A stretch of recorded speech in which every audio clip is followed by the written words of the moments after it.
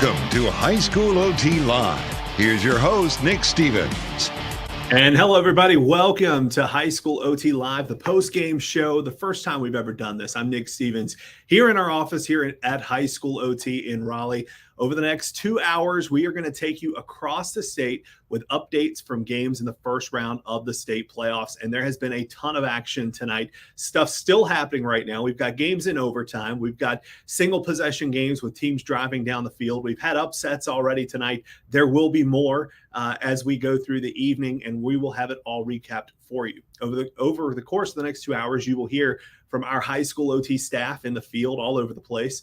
Tonight, you'll also hear from other members of the media from across the state, literally from the mountains to the coast and everywhere in between. We've got some coaches lined up, a couple players as well. It's going to be a big night of high school football here on High School OT. Now, I'm going to bring in Brennan Doherty. He is running our scoreboard tonight for us. And Brennan, you and I have been going back and forth all night long on everything that's been happening. There have been upsets. There are some crazy games going on right now. I'm actually looking off to my screen here from text messages from Kyle Morton, who is at Holly Springs, where Richmond and Holly Springs are in overtime right now. Let's go through the scoreboard and what we have so far, Brennan, and we will start with the 4A playoffs and tell us what are the big ones that have happened to this point. Yeah, Nick, like you said, the first round is very chaotic, lots of scores to keep track of. I think we have 96 of our 125 final scores in. Let's look at 4A right off the bat. Like you said, one score that stands out is Huff just totally handling business against Providence, 49-0 winners there.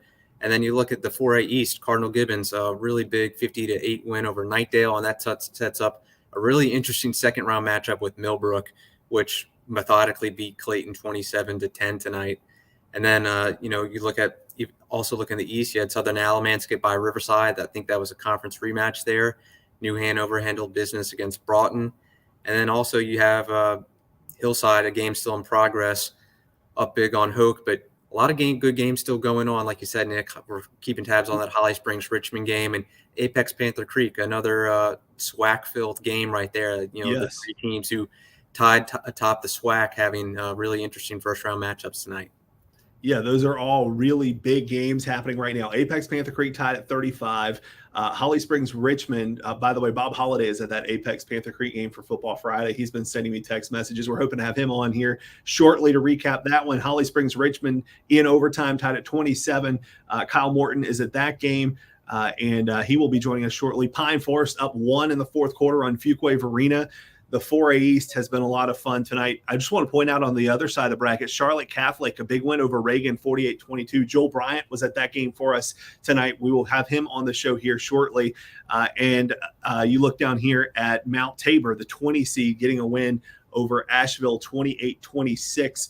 That final score. If we go to the bottom part of the bracket, we know Wake Forest won. We're waiting on a final score from that, but we do know that game is over. So if you've got that final score, send it in to us on Twitter at High School OT or email us at hsotscores@wrl.com. Leesville Road held on in a dramatic fashion against D.H. Conley, 30-27 winners tonight. We had a crew at that game, and we'll have an update from that shortly. Cleveland winning over Topsail. They will take on Rollsville in the second round. That's going to be a really big one.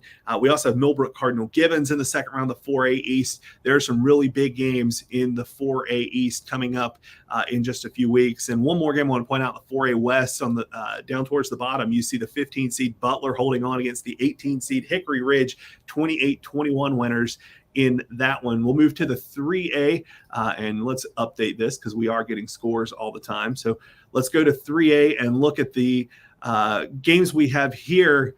We're going to have a Nash County rematch in round 2, Brennan. Yep. Like you said, Nash County rematch, Northern Nash. Credit to Northside. They kept it close for a long time, but 25-7, Northern Nash runs out as the winners, and then Southern Nash just putting up 62 on White Oak. They were comfortable really throughout that one. Havelock, as the number 4 seed, Nick, I think they scored 5 touchdowns on their first 5 offensive plays of the night. I mean, you cannot get more efficient than that. And then in a game that was the total opposite of that, Hunt, 3-0 winners over Smithfield Selma. So that's a 21 seed over a 12 seed right there. And their conference mates CB Aycock didn't fare too much better because they lost to Triton 53-28. So you had CB Aycock and Smithfield Selma teams 1 and 2 in their conference, both knocked out in the first round.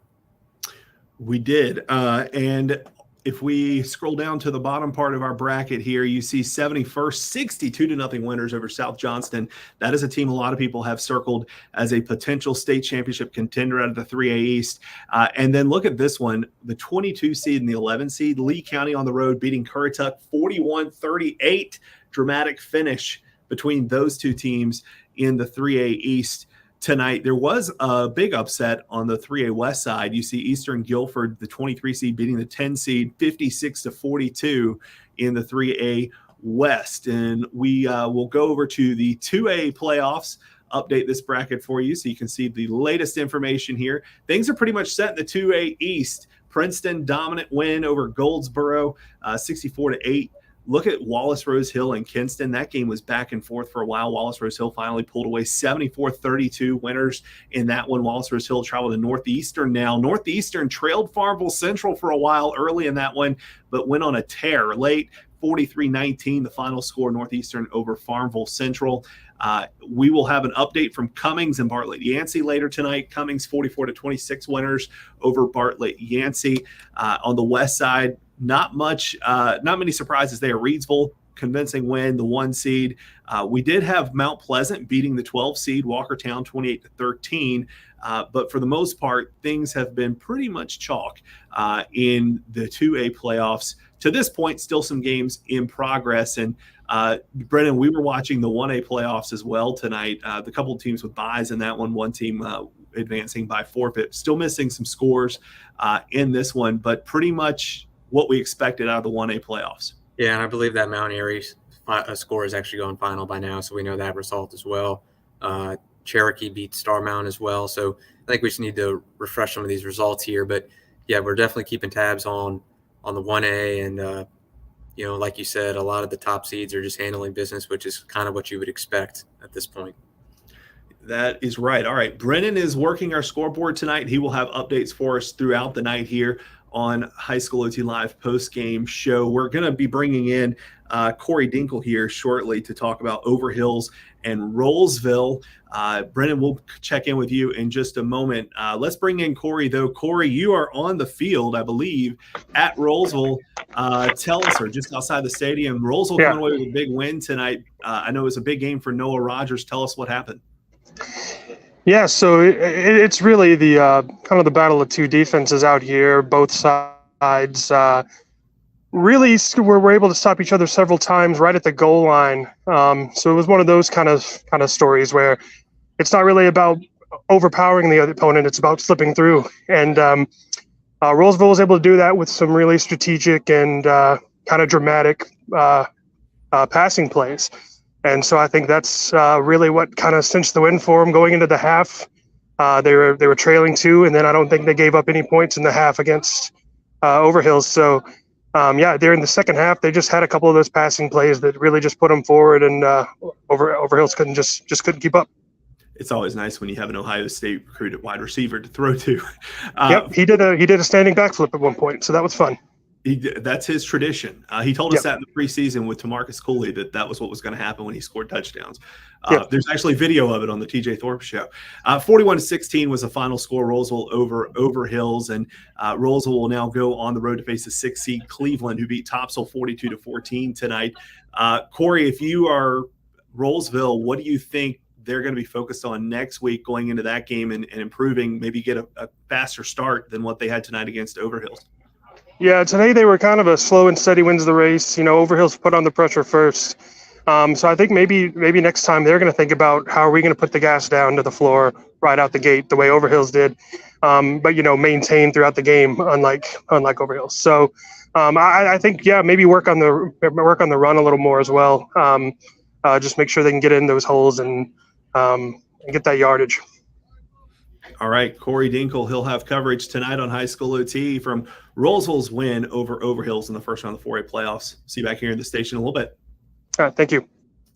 All right, let's take a look at our brackets again. We do have updates coming in still. We're waiting on Kyle Morton to get in touch with us. He will be giving us an update on the Holly Springs Richmond game, which is in overtime right now. Bob Holliday is also covering a big game. We're looking at the 4A brackets right now, by the way. You can see at the top of your screen up here, Apex and Panther Creek tied at 35-35. Holly Springs and Richmond tied at 27-27 in overtime.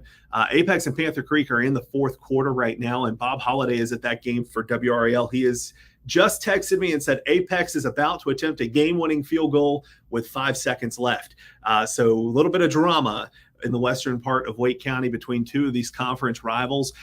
Both of these teams were part of a three-way tie for first place in the SWAC, along with Holly Springs, who's also in a dogfight tonight against Richmond.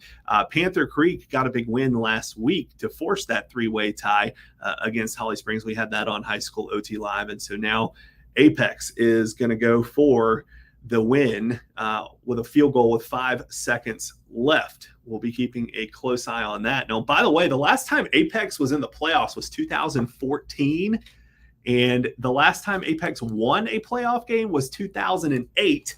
And that season, they went all the way to the third round of the 4AA playoffs. They eventually lost to Wake Forest Rolesville at the time before they split the school in half.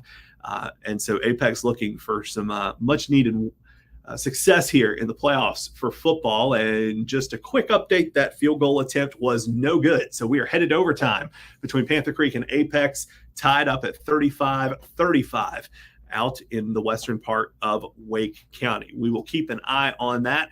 We will be back here in just I want to give you a quick update on that Wake Forest score. We do have a final. 42-8 was the final score. Wake Forest beating Chapel Hill. And we also have another final from the 4A playoffs. Pine Forest has held on to beat Fuquay 21-20. Final score in that game. So Wake Forest will host Leesville Road in the second round. Wake Forest already beat Leesville convincingly earlier this season.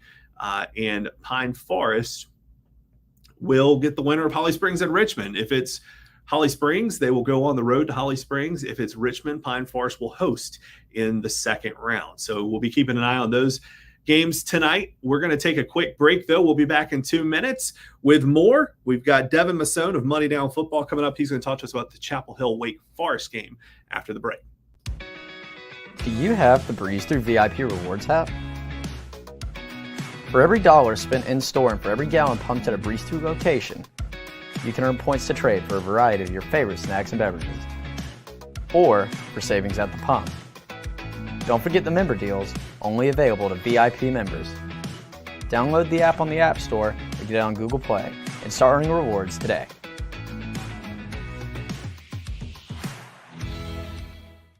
When you see a WRAL certified accurate forecast, you know it's been verified by the largest team of meteorologists with the most powerful tools in North Carolina. We personally write every alert and send them directly to you so that you'll always know when severe weather is at your doorstep. Tracking severe weather or everyday weather, no matter where or how you watch.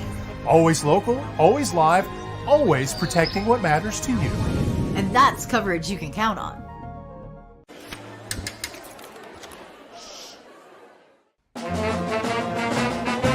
Hey, conductor, how about something new? You played this last year. Come on, get your head out of your sacks. Shh, we're trying to hear. Well, I'm sick and tired of hearing your kid play the wrong notes. Where's my kid solo? At least you can see your kid. Why is my kid stuck way in the back? The conductor only plays his favorites. My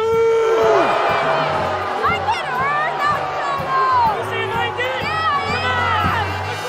Wake up with the most watched. Thanks for making us part of your routine. Whether you're a 4 a.m. type or an 8 a.m. type.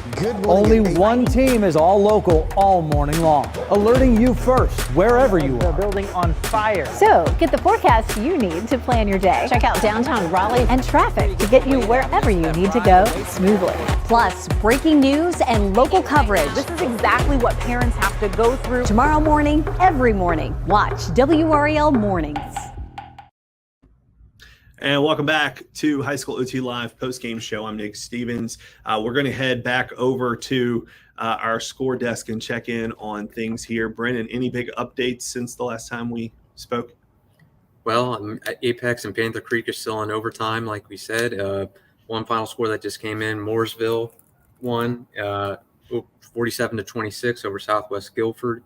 Not too many huge upsets or massive results rolling in, but just methodically collecting the final scores here.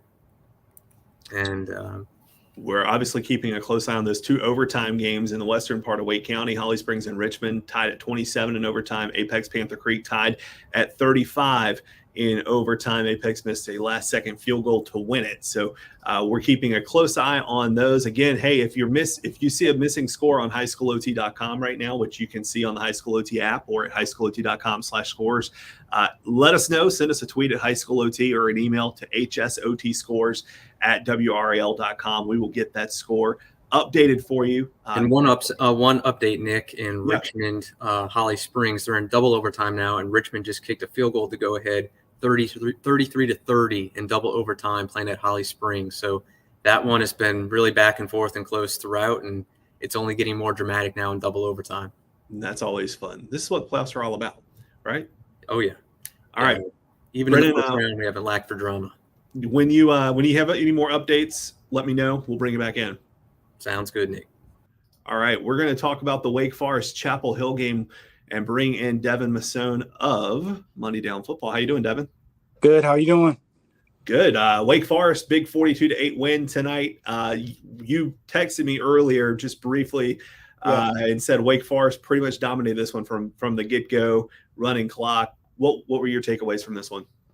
Wake Forest, I think, took the statement loss last week from Millbrook and just carried it to this week and kind of took a little frustration out. They look good. They clicked on all cylinders. Honestly, the offense started clicking the way the Wake Forest did early on in the year. And the defense, they're still out a couple of key players for Wake Forest, but they're playing really well right now. Tonight, it was kind of that wake-up call. We're Wake Forest, We've been in the 4A championships quite a few years, and typical Wake Forest team tonight. Do you think that the loss that they took last week to Millbrook and the way they took it kind of changed how they came out tonight? This team, it's loaded with seniors. It's experienced. That's the second year in a row that they've lost to Millbrook. I think, Reggie kind of said in the huddle last week, take it in.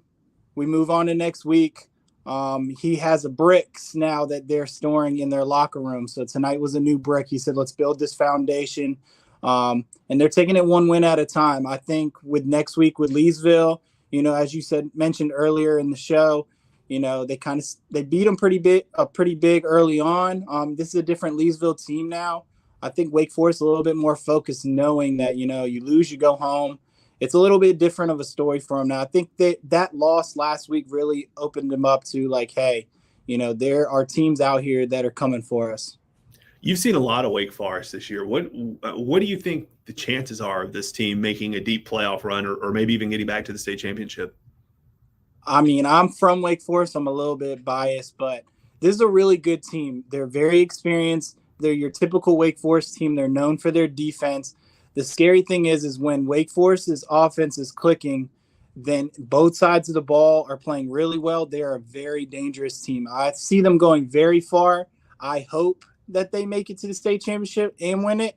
But again, they got a tough way there, tough Hillside team, and this tough New Bern team. But if Wake Forest plays the way that they have been, I would say the last 3 games before Millbrook, they're a very dangerous team going into this. I know that neither of the coaching staffs are going to want me to mention this, but you can't help but look ahead to a potential Wake Forest-Rolesville third-round matchup. If Rolesville beats Cleveland next week and Wake Forest beats Leesville, that is what we will have in a couple weeks. You were at that game, I believe. If we see a rematch of that, what would you expect from that kind of game? Because that was a great game the first time around. I think that's almost what you would want in an Eastern Regional game. It's rivals going at it, 2 great teams. I think Roseville's finally catching on to their athleticism. They're playing as a team. It's showing late in the season, but it's just one of those games where the rivalry kind of takes it up another notch. It could be really close. I tell everybody, they ask me about the first matchup. Wake Forest's defense looked spectacular the first half. And then Roseville really, that second half, took over the game. So For Wake Forest to beat Roseville the way that I hope they would have to be able to play 4 quarters of defense. They kind of had that lapse in the second half, but honestly, the way Roseville's clicking right now, it's going to come down to which defense plays better if that matchup does present itself. All right, Devin, tell us what everybody can expect from Money Down this week and during the playoffs. So Money Down with this week, we had 10 games. I really think this top game, you let me know. I haven't heard about the score of this Apex Panther Creek game. Excited about that, but we're just hoping the top highlights as we can bring them every week, and just trying to help all the kids in the area with the best exposure as possible that we can with the coverage that we have. All right, Devin, we appreciate it. Hopefully you'll get some sleep tonight. I know it's going to be a late night for everybody. It will be. Hey, good luck to you as well. I know it's going to be a late night for you as well. Yeah, always. That's all right. Appreciate you jumping on. Thank you. All right, we have some big news out of Holly Springs. Let's bring in Brennan Doherty. Brennan, tell us what we've got going on. Well, we don't have all the details about how it was scored, but Holly Springs did score a walk-off game-winning touchdown to defeat Richmond in double overtime, 36-33. Holly Springs, they're moving on to the second round. They'll host Pine Forest, but man, did they have to work for it tonight against one of the traditional powerhouses in North Carolina preps football. I know Coach Firth is going to be really happy with his team coming out and fighting for that win after the loss they took last week to Panther Creek. Great job by the Golden Hawks getting that win in overtime, a walk-off touchdown to win that one again tonight. So I'm actually talking with Kyle Morton right now. He is at that game. We will get him on here just as soon as we possibly can. He's on the field doing some post-game interviews, so we will have him here in just a moment here on High School OT. And Brennan, I also have an update for you from Bob Holliday on the Panther Creek Apex game. Apex scored on 4th and 6 and now leads Panther Creek 42-35 in the first overtime in that game. And of course, if Apex or Panther Creek wins, they will face Hillside, assuming they don't lose their very large lead. Interesting strategy by Apex just to go for the touchdown, like you said, on 4th and 6 in overtime. Remember on High School OT Live a couple of weeks ago, we saw the Apex kicker connect on what looked like a 48-yard field goal try that looked like it could have been good from like 10 more yards. But hey, they got the point, and now Panther Creek has to answer back with a touchdown of their own. Yeah, it's going to be quite interesting. We're waiting for Kyle Morton to join us here from that game. Again, Holly Springs, the walk-off touchdown in 2 overtimes. They beat Richmond 36-33, and they will advance to the second round of the state playoffs where they will face Pine Forest. Holly Springs will host Pine Forest. It's the 8-9 game there. Pine Forest beat Fuquay tonight in another close game, 21-20, down in Cumberland County. So, all right, Brennan, let us know if you have any further updates from any of those games. We'll get you back on here. In the meantime, I want to go to the 1A playoff brackets and check in on the updates we have there. I'm going to bring those up here. Here we go.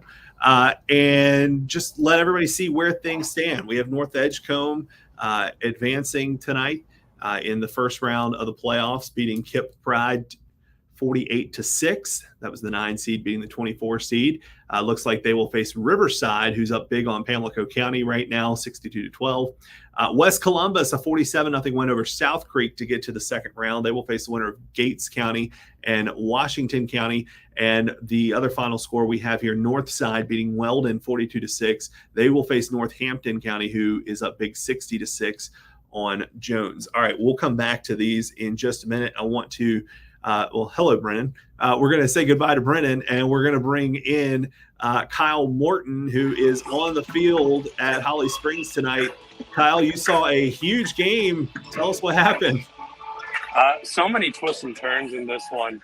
Holly Springs ends up winning it in double overtime. First overtime, both teams kick field goals.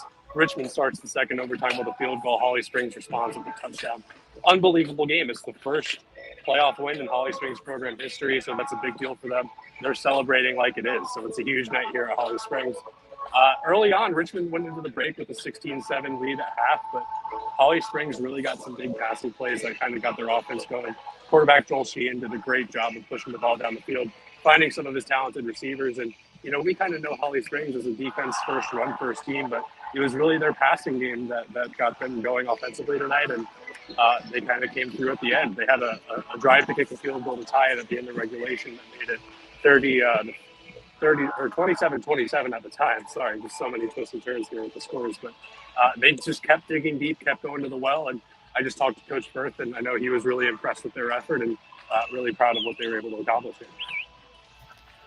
Again, Richmond or Holly Springs beating Richmond tonight in double overtime, a walk-off touchdown gets the Golden Hawks into the second round, where they will face Pine Forest. Now, Kyle, tell us about overtime and the walk-off touchdown, how that happened, because Richmond actually kicked a field goal to take a lead in double overtime, and then Holly Springs had its back against the wall, scored the touchdown to get the win. What happened on that drive on that play? So first play, Holly Springs immediately, they take a shot to the end zone. They draw a pass interference flag, set up a first and goal from the 5. Obviously, touchdown wins it. Next play after that, they run it down to the 1. And then they're able to, they do the thing that I know TJ Thorpe does not like. From the 1 yard line, they ran it out of shotgun, but the running back was able to find his way into the end zone for the walk-off touchdown. So it worked out for them here tonight. All right. Well, Kyle's got a lot of work to do at Holly Springs and has to get back here to do work at the TV station. So we're going to let Kyle go. Kyle, safe trip back. All right. Thanks. All right. Kyle Morton in Holly Springs tonight. We're going to bring Brennan Doherty back in real quick. Brennan, you have another big score update. Sure do. And it's Apex moving on to the second round after defeating Conference. So Panther Creek 42-35 in overtime. Like we said, Nick, Apex went forward on 4th and 6 and start of overtime to take the 7-point lead, and evidently Panther Creek could not answer. So Apex, what a magical season for them. Like you said, Nick, this is the first time in the playoffs since 2014, and now they're moving on to the second round. We don't have a final score on the Hillside game yet, but the latest score we had in that one was Hillside beating Hoke County 42-12. So assuming that the Hornets held on in that one, Nick, we'll have Hillside hosting Apex in the second round next week. And this is the first playoff win for Apex since 2008, when the Cougars went to the third round of the 4AA playoffs and lost to Wake Forest Rollsville. So a lot of good things happening for the Cougars. All right, Brennan, we'll bring you back here shortly. Thanks for the update. All right, we're going to head down to Cumberland County and the Fayetteville Observer's Rod Baxley. Rod, thanks for joining us. You had a big game at Terry Sanford tonight. Terry Sanford beating South Brunswick 56-36. Tell us what went down. Yeah, a lot of offense tonight, Nick. Not a lot of defense, man. But the main story for Terry Sanford anyway, first half, 42 points right out of the gate. Pretty much set the tone for the second half, just trying to cruise to a victory. But the big takeaway from that one, Rasheed Jones, a junior playmaker for the Bulldogs, he really came to life tonight. With 3 touchdowns. He came into the game with 3 touchdowns and then had 3 tonight. So that was big for them. They've been dealing with a few injuries, some sickness. So Coach McClellan, Bruce McClellan, had been talking about him throughout the week and the possibility of him having a game like this. And then he, doesn't let his coach down, and he comes out here and puts together a big performance for an offense that's humming right now, man. They've had 50-plus points in 3 straight games now. Defensively, they've got a lot of work to do with Scotland coming to Fayetteville next week. But when you put up 50 points, man, you're going to beat a lot of teams. You mentioned Scotland coming to Fayetteville next week to take on Terry Sanford, bringing up the 3A brackets here. Scotland beat Fike 42-35 tonight. I'm assuming you've seen Scotland a little bit this season, or at least know a little bit about them. What do you think we're going to see in that matchup between those two teams? Yeah, you never want to bet against a Richard Bailey coach team. I saw them play against Jack Britt, and Jack Britt, Sincere Baines absolutely went off in the first half with 200-plus rushing yards and a couple of touchdowns.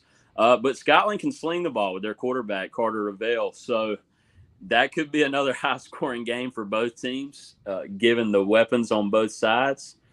It'll be tough for me to see Scotland coming here and handling all Terry Sanford has offensively, but they can score on Terry Sanford because Terry Sanford's still trying to figure out some spots to put some players. They haven't really figured out how to stop the passing game. That was the problem in both of their losses this season. So we'll see. One thing I know for sure is it'll be a packed stadium next week with the Scots coming to town here in Fayetteville. Always is. Tell everybody what they can expect from the Fayetteville Observer here tonight and throughout the playoffs. Yeah, well, tonight it's going to be hard for me not to focus on Rasheed Jones after that performance. So we're going to have a feature on him. As far as the rest of the games in Fayetteville, I'll have a list of top performers. Once I get done with the story, I'll have a list of top performers as far as games involving Cumberland County teams and the others throughout the region. And then we'll see how far Cumberland County teams can advance. I know 71st is looking really good right now. Pine Forest won tonight. So we'll see how far these teams can go and how long they can stick around. But it was at least a good first round, first Friday night for Fayetteville. So we'll see what happens. 71st looks really good, I think. It's fair to say. All right, Rod, we appreciate it.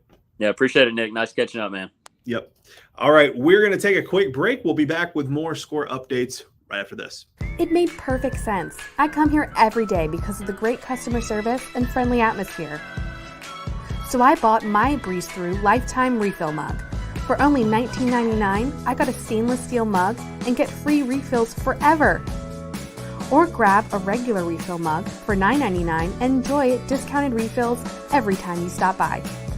I couldn't imagine going anywhere else.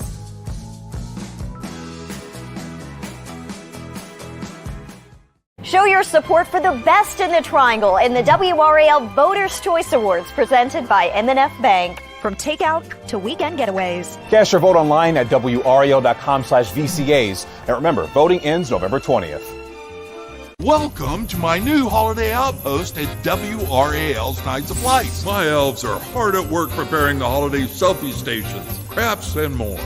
And of course, Mrs. Claus and I'll be there. Reserve your visit now.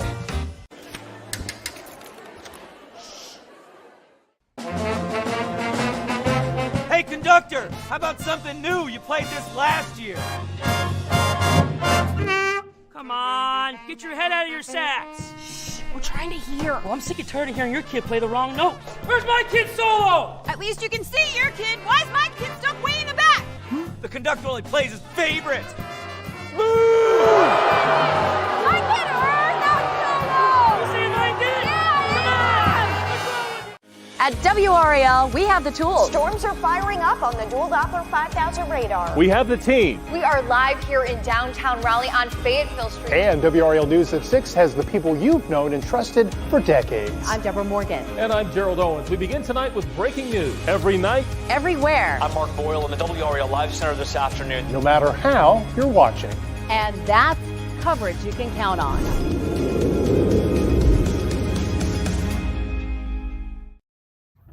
Welcome back to High School OT Live postgame show. I'm Nick Stevens. If you are just joining us here tonight, maybe catching up on the High School OT app, we've had a big night. We've been following 2 overtime games in the 4A East playoffs. Apex has defeated Panther Creek 42-35 in overtime to advance to the second round. And Holly Springs scored a walk-off touchdown to beat Richmond 36-33 rather, to advance to the second round. Apex will play Hillside in the second round on the road. Holly Springs will host Pine Forest. I'm going to bring in Brennan Doherty again. Brennan, you are following all of the scores for us across the state tonight. Final scores are pouring in. Any big updates that we have not had yet tonight here on the show? Well, Grimsley, the 1 seed in 4A, they had put up a big point total, topping Davie County 69-37. So that one went fine. We got a final score on that one a few minutes ago, and that sets up a matchup for them against Charlotte Catholic next week. And Charlotte Catholic, like we discussed earlier, really took care of business at Reagan, winning 48-22. So it'll be a second trip to the Triad in as many weeks for Charlotte Catholic, but yeah, they'll be facing a Grimsley team, the team that just put up 69 points, so that's going to be tough. That will be a tough thing for them to do in that. Grimsley has looked very good this season, a huge team, big up front on the defensive line, offensive line too, just very talented all around, and a favorite for many to advance to the state championship out of the West. We'll see what happens. We mentioned the Apex stat that this was the first time since 2008 that Apex has won a playoff game Well, that's not the only big streak that has been broken. The bottom part of the 4A East bracket, you see Jordan defeating Jack Britt tonight, 23-20. Jordan came in the 23 seed. Jack Britt was the 10 seed. This is the first time since 2006 that Jordan has won a playoff game. So pretty impressive there for Jordan. Yeah, the Falcons, Nick, their record, you look at it, maybe you say it's not that impressive, but we've seen them play really well against good teams this year. They played Panther Creek closely. They played Southern Alamance really close, and they almost topped Hillside, very close game with Hillside. So, hey, they finally got the reward, and it doesn't matter any more than the first round of the playoffs. So they're moving on. They did almost beat Hillside in regular season play. I think it was a 1-point game, if I'm not mistaken.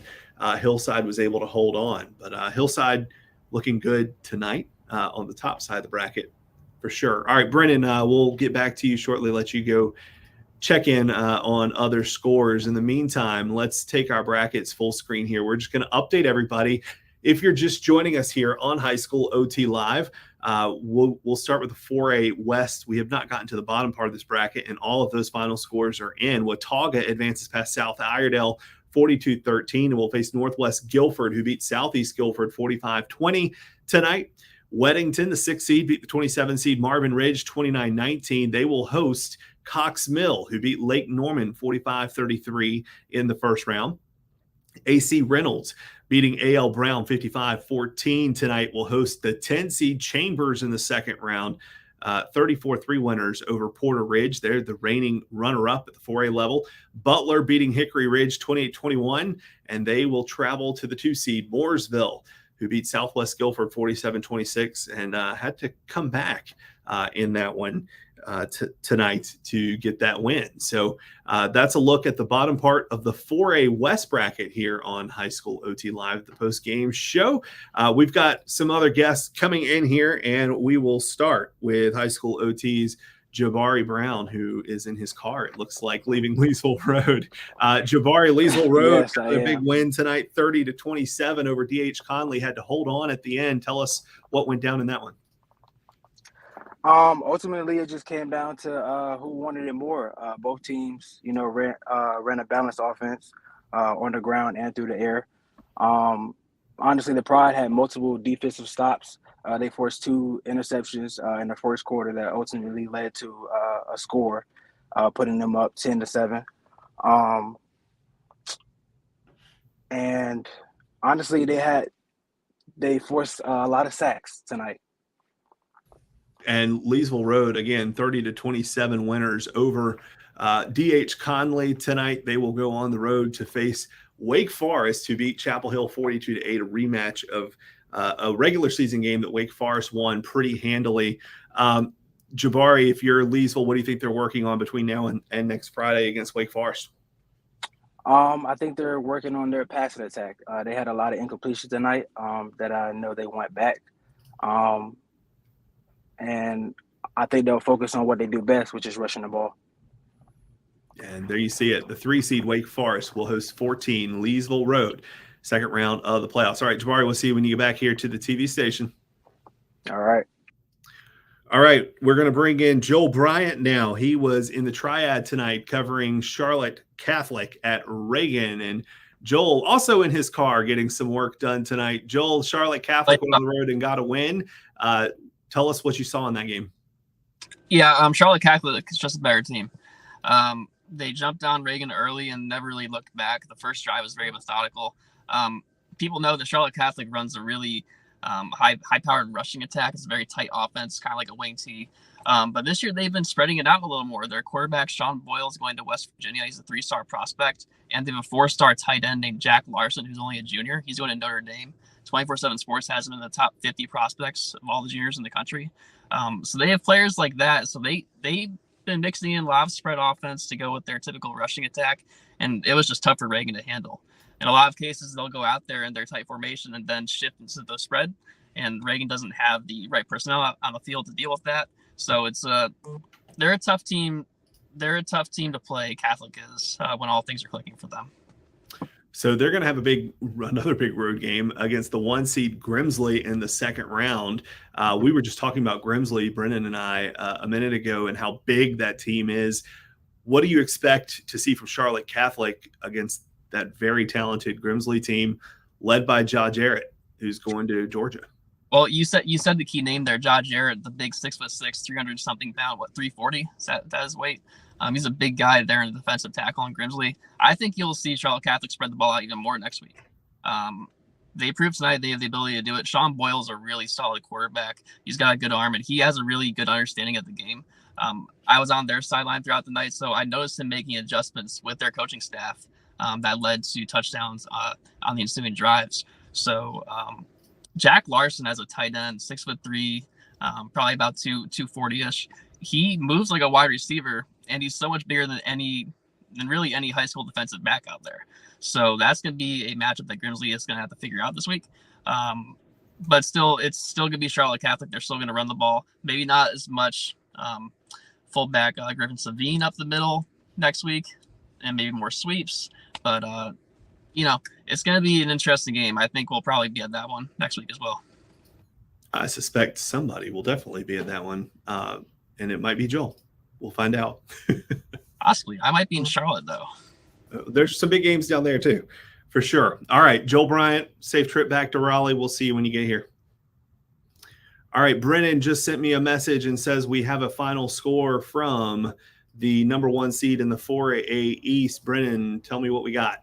Yep, Hillside. They end up winning 49-18 over Hope County. So kind of like we said earlier, we expected the Hornets to pull it out. We just didn't have a final there. They'll move on to host Apex in the next round. But Apex, they're not going to want to hear this. Hillside has now scored 40-plus points in 8 of their 11 games this year. All of those have been wins. They're 11-0 on the season now. And we do have a couple more finals trickling in, Nick. A really exciting one in 2A. The number 23 seed, Lincolnton, running out winners 37-36 over number 10 seed Randleman. That one was really back and forth, but it's the lower seeded Lincolnton team that moves on to the next round. And in 2A, the defending state champion Shelby, 30-13 win over Forest Hills. So Shelby's moving on to the next round. And in 1A, Warren County, 32-16 winners over Lakewood. All right, we've got some big scores coming in there. Brennan, keep us posted as you get more. Sounds good. All right, we're going to talk about that Hillside game now. Somebody who has seen a lot of Hillside this season. We're going to bring in Brent Hammer of Money Down Football. We just talked to Devin Masson a little bit ago. Brent, thanks for joining us here on High School OT Live postgame show. You've seen a lot of Hillside this season. How did they look tonight against Hope County in the first round of the playoffs?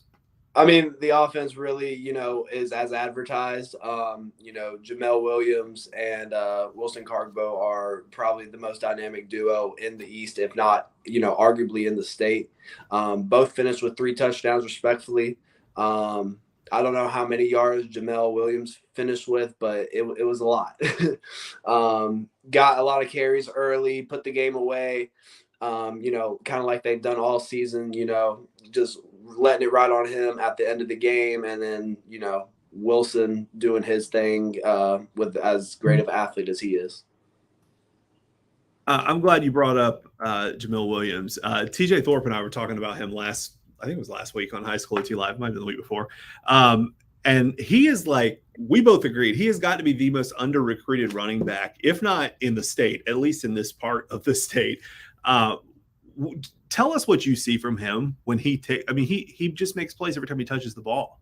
I mean, and you said it right there. I mean, there's very few times that, you tackle him behind the line or anything. He's always, getting something, and that's what makes him so great. But the thing that stands out to me is just his acceleration. He doesn't just, get into a hole and bottle up like some running backs do whenever, contact comes. No, he finds another gear and explodes through it.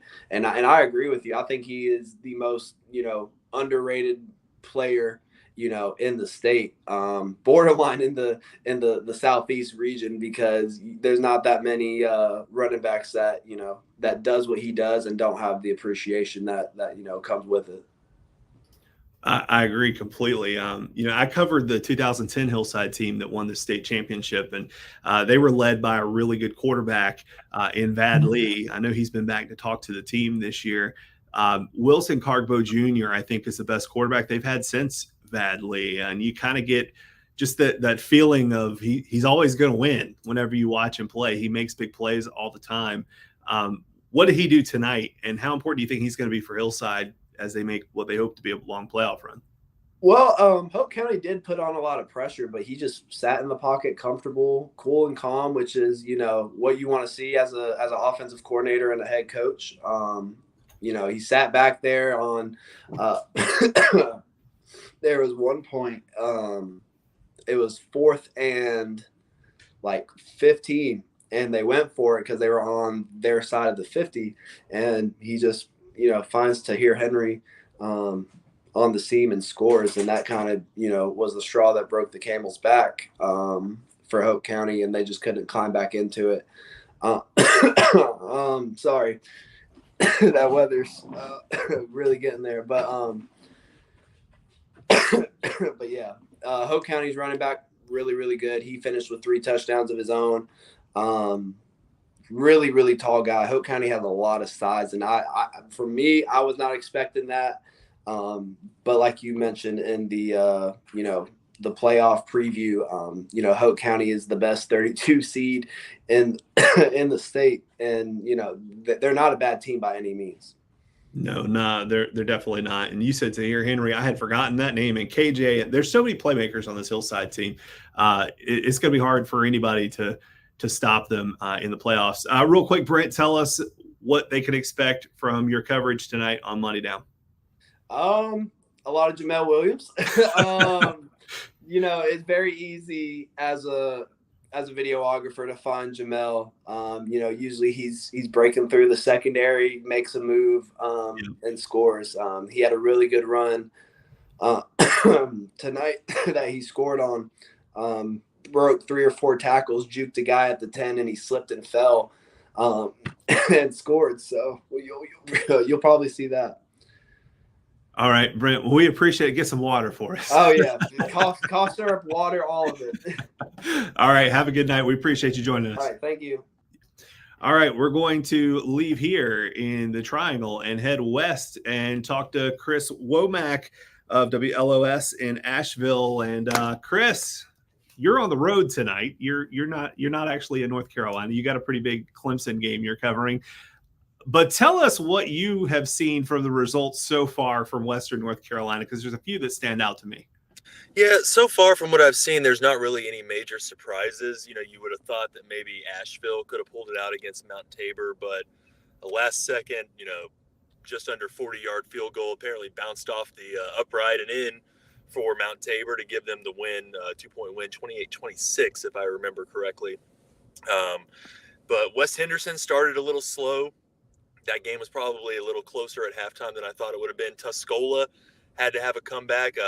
Those two teams played for the Mountain 7 championship in the last week of the season, and West Henderson just laid it to the Mountaineers that day. That was a bit of a surprising outcome back then. But Robbinsville rolled. Andrews absolutely obliterated their opponent 77-0. Reynolds won handily. Maybe some losses. I didn't expect Polk County to lose the way that they did. That was a pretty lopsided affair. 66-38, I think, is what they ended up losing to Maiden by. But Chase, that's probably the best 2A team in Western North Carolina. They dominated. So really, I think that the chalk served in the mountains, and maybe again some losses that were a little bit more lopsided than I thought they would be, but the teams that I feel like have a chance to advance to the 3rd or 4th round, they all won tonight. One of the things that we were talking about here earlier this week on our roundtable show was Andrews. And, I think when we think about 1A football in the mountains, I think Murphy is the first team that really comes to mind, and probably for good reason. Andrew, how does Andrew stack up against some of those really good Murphy teams? Because, you score 70 points in a football game. That's a lot. You think they have a chance to make a run to the state title game? I think they could. The 1A West slot is usually reserved for one of those Smoky Mountain Conference teams in the state championship game. And, Andrews, for them, the straw that stirs their drink is Isaac Weaver, the quarterback. And just like your typical Mountain A, 1A football, he's a running quarterback. And so he really leads the Andrews attack in that regard. But what's interesting about this group, Andrews has struggled for a number of years. When I first got here, they were 0-10, 0-10, 0-10, maybe 1-9 one year. But this group of seniors have been winners since they were in Pee Wee. There's a championship for the youth football league out here called the Cracker Bowl. They do all, mites, termites, whatever you may have. And they've won the Cracker Bowl several times. And then they were undefeated in middle school. And then once they got into high school, that's when you started seeing Andrews start to go from 0-10 to 4-6. And then the next year they're 7-3. And then last year when they throttled Mitchell, that really kind of put everybody out this way on notice that, hey, Andrews is legit. And they're a team that's going to have to be reckoned with the following year, which would be this year. And so I think that they're probably the favorites, in my opinion, to go to the state championship game. Now, to win a state title, without the split classifications, it's going to be a lot harder for any team from Western North Carolina, regardless of classification, to win a state title, because you're going to get up against the Tarboroughs, or in 2A it's the Reedsvilles and that type of stuff. But Andrews, in my opinion, is going to be the team to beat out of the mountains. I'm going to keep it in 1A for just a second. Cherokee beating Starmount tonight. By seed, that's an upset. 24 seed beating a 9. 28-21 was that final score. Now they're going to go to Robbinsville in the second round. Robbinsville beat Cherryville 40-14 tonight.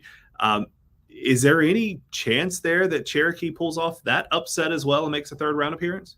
They played them close in the regular season. So, yeah, there definitely is a chance. But you could also say that regular season matchup, I want to say it was a one-score game. I don't have their schedule in front of me. But you could say maybe that woke up the Black Knights. But the thing about Cherokee, they're going to be seated low like that because they're in a very tough conference. I mean, you've got Murphy, Robbinsville, Andrews, Swain County, also a playoff team that won tonight.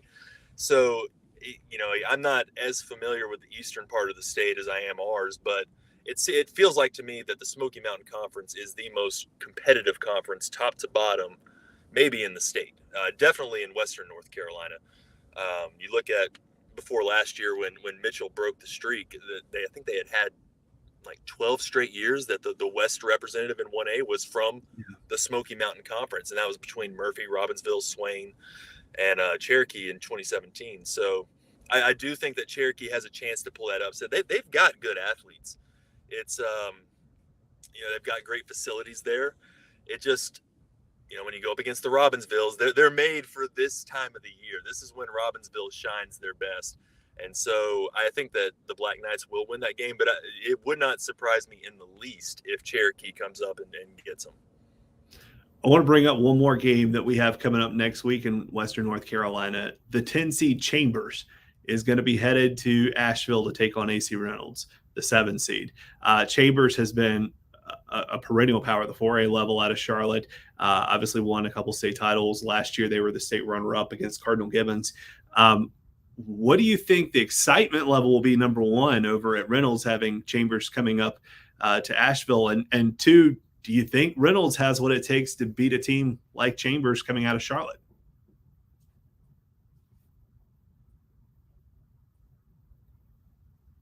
We'll see. This is typically when the mountains start to struggle a little bit, is when we get into the Charlotte area schools. But I think Reynolds, they have an incredible defense. I mean, they always have a great defense, but this unit in particular is very special. They're led by Deshaun Stone, a safety who's verbally committed to Duke. And, I mean, he had everybody and their mama after him during his recruitment process, and they're probably still coming after him a little bit. He's a heck of a leader back there. Asher Cunningham is a thumper of a linebacker. And on the defensive line, they've got a kid named Russell Barnett, who is just an absolute load. So they are on each of the three levels of defense. They have somebody that is going to be really tough to contend with. Now, where they may struggle, they've got a first-year starting quarterback in Hayden Craig. He's a junior, so he's been around the program. His dad is the defensive coordinator, Brian Craig, and they've got some pretty good receivers. They don't have like a Jari Patterson that some people may remember from a couple years ago, who's just highly recruited and is a threat to score on any given play. So I think that this game, if Reynolds is going to win, it's going to have to be like a 14-7 type of game, 14-10, maybe even lower than that. But, the weather in the mountains, that's a lot of the coaches love having home games because it gets colder up here quicker than it does down in Charlotte. And, it could snow, it could be, 50 degrees in the morning, and then by that night you're looking at flurries and it's raining ice. I will never forget the first Sun Valley game when Sam Howell came up here to play Reynolds and it was raining ice. Like, I know that sounds like sleep, but it was raining chunks of ice. And I legitimately thought to myself, how badly do I want to do this career? Would it be weird to quit at halftime? But I had a moment like that covering a football game in the middle of a tropical storm one time. So I think we all have those moments eventually. Yeah. So, but I do think that Reynolds, this is the best team that they've had since I've been here, which is 2017. And that includes that 2017 team that went to the state championship game and eventually lost in the 3A bracket. It was 3A or 3AA, I cannot remember. But this is the best Reynolds team that I've seen since I've been in Western North Carolina. Well, that says a lot because they've had some good teams. That's for sure. Yeah. Tell us real quick what folks can expect from WLOS tonight and in the playoffs. So this is Friday Football Frenzy. That's what we call our show. Maria Santora is going to be solo anchoring the show tonight since I'm currently in Elkhart, Indiana, awaiting the Notre Dame Clemson game tomorrow.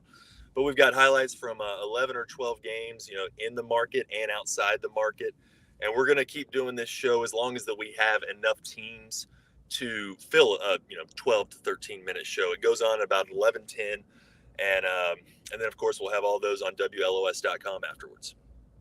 And just a few minutes away from that, if you're watching this from Western North Carolina, tune in. Please do, please. Enjoy the big college game up there in Indiana tomorrow. It should be fun. All right, thanks for having me on. Yep, thanks for being with us, Chris.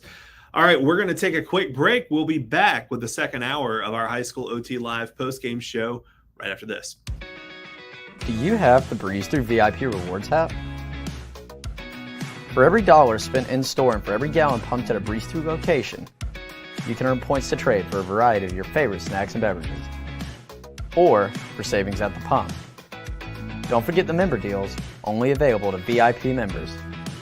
Download the app on the App Store or get it on Google Play and start earning rewards today.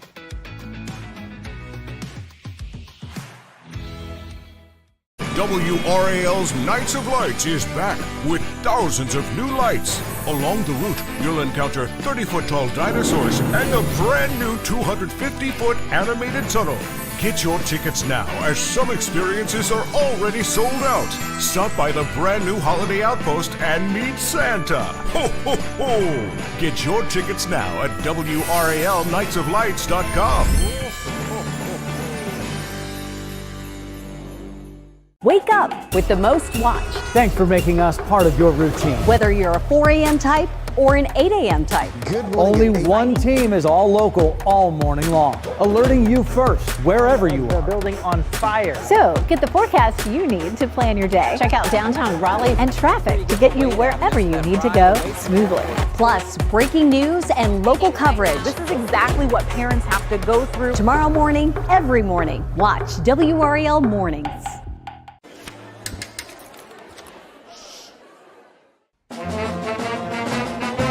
Hey, conductor, how about something new? You played this last year. Come on, get your head out of your sacks. Shh, we're trying to hear. Well, I'm sick and tired of hearing your kid play the wrong notes. Where's my kid solo? At least you can see your kid. Why is my kid stuck way in the back? The conductor only plays his favorite. I can earn that solo! You see what I did? Yeah! Come on! All right, welcome back to the second hour of the High School OT Live postgame show. I'm Nick Stevens here at our High School OT offices in Raleigh. We have been following the score updates from across the state. You can see statewide scores right now on highschoolot.com. Just go to highschoolot.com, look for it in the top story section, or go to highschoolot.com/scores. You can also get the scores updating live on the High School OT app, which you should download if you don't have it on your phone already. We also have interactive brackets that are updating in real time as scores come in. Now, I'm going to bring Brennan Doherty back in here to talk about some of the scores that we have coming in. Brennan, any big updates since the last time we talked to you? Well, we're only missing 3 final scores out of 126 games now, Nick. So we're getting near the finish line in that regard. But yeah, we were just talking about Western North Carolina, but 2 games to highlight from the eastern part of the state in 2A.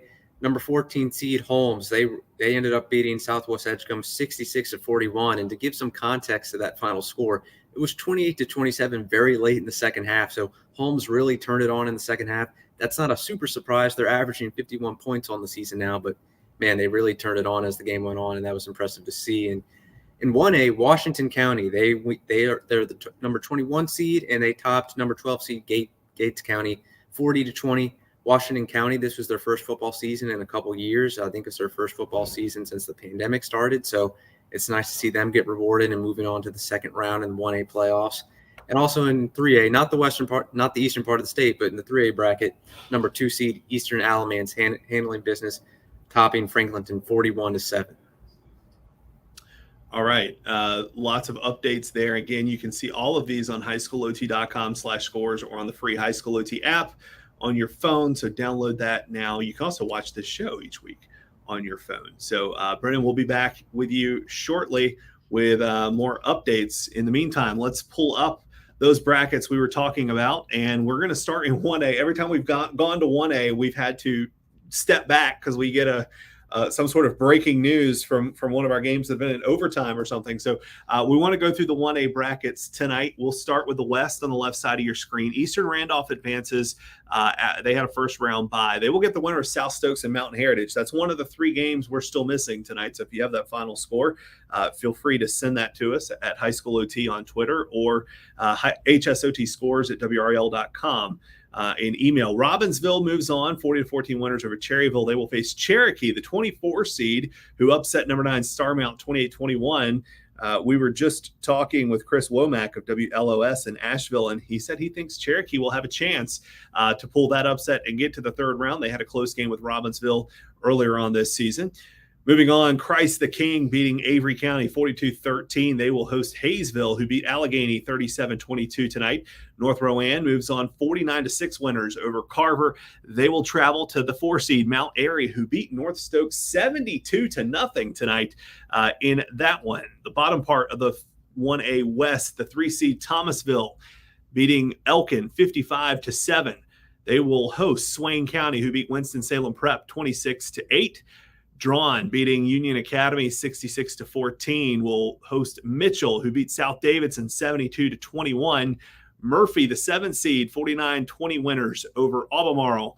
They will host East Wilkes, who beat Thomas Jefferson 44-14. And Andrews, the 2 seed, who Chris told us a few minutes ago he thinks is a favorite to come out of the West in 1A. They beat Highland Tech 77-8. They will host the winner of Mountain Island Charter and Bessemer City. Again, one of the 3 scores we are still missing. So if you have that, send that to us on Twitter at High School OT or email us at hsotscores@wrl.com. Let's go to the east side of the bracket. On the right side of your screen, the 1 seed Tarboro with a first round bye. They will host Southeast Halifax, the 17 seed, who beat 16 seed North Duplin tonight, 42-22 the final score. Riverside out of Martin County, the 8 seed, they beat Pamlico County, the 25 seed, 62-12 tonight. They will host North Edgecombe in the second round. North Edgecombe beat Kip Pride 48-6. West Columbus shut out South Creek 47-0. They will host Washington County, who upset Gates County. That's a 21 seed beating the 12 seed 40-20 tonight. Northside moves on after a 42-6 win over Weldon. They will travel to Northampton County. Northampton County beating Jones County 68-6. And finally, the bottom part of the 1A East, Rosewood, the 3 seed, beating Chatham Central 44-8. They will host Warren County, the 14 seed, who beat Lakewood 32-16 tonight. Southside moved on after a forfeit earlier this week by Rocky Mount Prep. They will host Hobton, who beat Northwest Halifax 69-28 tonight. Beargrass Charter, they fall to East Columbus. That's an upset. The 26 seed beating the 7 seed 28-6. East Columbus will now travel to Perquimans. They pulled off an upset as well. 34-32 winners. The 23 seed beating the 10 seed. So it'll be the 23 seed Perquimans hosting the 26 seed East Columbus in the second round. And finally, Pender beats Bertie 22-14. They will travel to the 2 seed Northmore. They beat Lejeune 53-7. And that is your 1A update on the bracket. Let's move on, though, and talk about some 4A football. We're going to bring in Jonathan Bim. Jonathan, of the Pilot, you had a pretty fun game to cover. We were watching the updates of that one tonight on Twitter. You were covering Pinecrest and Laney. Pinecrest wins 42-35 to advance to the second round. Tell us what went down, because it was a wild night down in Moore County. Yeah, wild to say the least. I mean, back and forth. It was one of those games. Pinecrest went down 14-0 early. So it was one of those, the crowd got a little hush. It was like, okay, what's going to happen now? Laney's a really good football team. Coach Nick Evans was talking about that all week, how Laney been hit by the injury bug a little bit. So it's one of those things where if they were healthy, you never know what their season could have been. Definitely a hard team. Just really good offense from both sides. Pinecrest started off that Laney was able to just double team Hunter Nyford, who's Pinecrest's best receiver, on the outside. So Nick Evans just says, we're going to run the ball. And they ran the ball for 315 yards. They had 2 backs, Niger Seagraves and Zamir Spencer, both reach over 100 yards. Both had touchdowns as well. And then Zamir Spencer really kick-started some things. He had a 66-yarder there in the third quarter, made it 28-27 because Pinecrest missed the extra point. So there in the fourth quarter, Pinecrest scores again to go up. They score, they get the 2-point conversion, take a 35-28 lead. And so then Laney scores with about 5:44 left, and it made it seem like it's almost Pinecrest time. I mean, obviously it fit perfectly for their offense, just to run it down their throat a little bit. Laney got them in a bad 3rd and 15, 3rd and 17 situation, big third down conversion for the Patriots. And Jalen Morgan scored his 3rd touchdown of the night with 22 seconds left. They run like a weird, I think I'm calling it now a power wildcat, because they put like 2 H-backs in, and Jalen Morgan just runs the ball, and very few teams have been able to stop. That was a great recap there, because I was trying to follow it on Twitter, and it was like every time I looked, it was something else was happening. Talk about this Pinecrest season, though, because this was the first time, and correct me if I'm wrong, first time in school history they've won the conference title in football. And blew my mind too. So when I heard that, I was like, there's no way. And then had all these guys saying the closest they came a couple times in the mid 20 teens, and then there was a team in 1970. So it's just been I think Nick Evans came in first day, obviously had a history at Crest, and just came in and said, we're going to win a conference championship. And they weren't afraid to say it. They weren't afraid to talk about it. And they just, I think one of the players said last week, is one of those things that someone needed to say it, and they weren't able to follow through. All right. Tell us what you think we can expect from Pinecrest in the second round. Obviously, the 4A East was kind of wild tonight. They're going to advance and host Jordan in the second round. Jordan pulled off an upset at Jack Britt. It was the first playoff win since 2006 for Jordan. Pinecrest is going to be the favorite. Do you think that they're going to play like it? They should. I mean, I think this was they just had to get over the hump, really. I mean, last year they had Roseville at home in the first round of the playoffs. They beat Roseville earlier in that season, and so it was one of those. Okay, it should be a win. I mean, I think that's what they came in and thought, and they ended up falling flat on their back. I think I'd say give them. They'd be a favorite. I mean, I think they can't treat it as a favorite, because it's going to be a very tough matchup with Jordan. I'd like to see them go to New Bern. I mean, if it happens, it'd be a really good ball game. 2 really hard-nosed teams meeting out east. Yeah, that Jordan team, they got some really good sophomores, young team, but some playmakers for sure. Where do you think Pinecrest goes from here? What do you think their focus will be this week? I think it has to really just seeing the defense can be more opportunistic. I think they had one turnover, and that was actually on the last Hail Mary try. It was an interception. So I think their defense wasn't able to get off the field at times. Laney threw a lot of stuff at him. I was talking with their defensive coordinator, James Johnson. He was like, yeah, it was one of those things we could sort of scheme against the Sand Hills Athletic Conference teams like Hope County and Union Pines, but he didn't know exactly what Laney was going to throw at him. And it was just one of those things they can force a couple turnovers. They're a different team when they're playing ahead. When you got to play behind, especially with how they run the ball, it's a little tougher. All right, Jonathan, tell us real quick what everybody can expect from you guys at the Pilot during the playoffs this season. Oh, yeah. So obviously it's big. Was dug through the history books today. So tonight was the first time since 1987 that two Moore County teams have won playoff games in the same night. So I'm sorry, say that one more time. 87. So 1987 was the last time. I thought you said 37. I was like, whoa. The state stuff doesn't go back that far, but 87. So I was going to say, I can't believe Moore County had two high schools in 37. Yeah, they had like little tiny schools, like community schools, I guess. With Northmore's win over Lejeune. So I think that'll be interesting. I'm gonna switch sides and go to Northmore's game with Pender next week. I think that's gonna be I was just got off the phone with their head coach. They lost in the playoffs 50-12 last year to Pender. So it's one of those revenge games. We'll see what happens. That Northmore did tie the school record for 11 wins with their win tonight. So if they win next Friday, it's a school record, and we'll see what happens from there. I have not seen Northmore in person. I've only seen highlights this year. It's fun. If you love the real deal. Yeah, like two tight ends, three backs. You know they're going to run the ball, but you can't stop them. They call it RPO football. I'm going to have a story on that later this week. RPO football, you think of a run pass option. No, they mean run people over like that. It's the whole town has got it on the shirts and the goal and the end zones. It's something crazy going on in the Robins. I'll look forward to reading that story next week. Jonathan, thanks for joining us tonight. Yeah, appreciate it, Nick. Have a good one. All right, we're going to take another quick break. We'll be back with more coming up next here on the High School OT Live postgame show. It made perfect sense. I come here every day because of the great customer service and friendly atmosphere. So I bought my Breeze Through Lifetime Refill mug. For only $19.99, I got a stainless steel mug and get free refills forever. Or grab a regular refill mug for $9.99 and enjoy discounted refills every time you stop by. I couldn't imagine going anywhere else.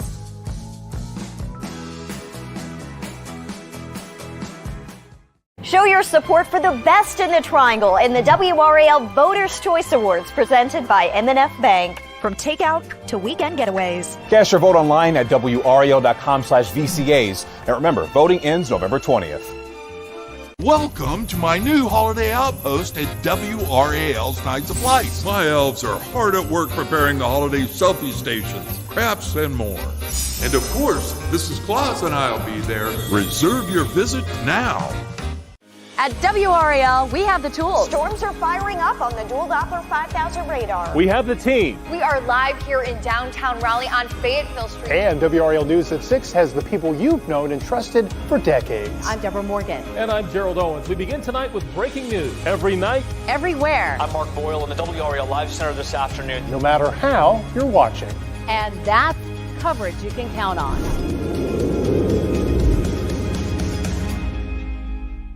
When you see a WRAL certified accurate forecast, you know it's been verified by the largest team of meteorologists with the most powerful tools in North Carolina. We personally write every alert and send them directly to you so that you'll always know when severe weather is at your doorstep. Tracking severe weather or everyday weather, no matter where or how you watch. Always local, always live, always protecting what matters to you. And that's coverage you can count on. Welcome back to the High School OT Live postgame show. I'm Nick Stevens. We've got 45 minutes left here and still a lot to get to. We do have all final scores in now. I'm going to bring Brennan Doherty in. Brennan, last time you were here with us, we were missing 3. Tell us what we have now that we were missing. Yep, we collected one final in 2A and two finals in the 1A classification. Starting with the 2A classification, number 5 seed Maiden, they topped Polk County 68-33, so their offense definitely did the job tonight. They'll go on to host number 21 seed Mount Pleasant, which won tonight as well. Now in 1A, number 17 seed Mountain Heritage going to number 16 seed South Stokes. Going off seeds, you think that'd be a close matchup, but really Mountain Heritage, they had an easy time with it, 42-8 winners, but they'll have to face Eastern Randolph, the number 1 seed in 1A, which had a bye tonight. And then also in 1A, number 15 seed Mountain Island Charter, they topped Bessemer City, the 18 seed, 16-14, a narrow victory, but now they'll have to go to number 2 Andrews, and we were talking about Andrews earlier and talking about Western North Carolina. They put up 77 tonight, so that'll be tough for Mountain Island Charter. All right, Brennan, appreciate it. All right, we're going to head out to the Triad and talk to JP Mundy of Tobacco Road Sports Radio. JP, how you doing? I'm doing fine. Can you hear me okay? I can hear you great. You had the number 1 seed in the 4A West tonight, Grimsley taking on Davie. Grimsley coming away with a 69-37 win.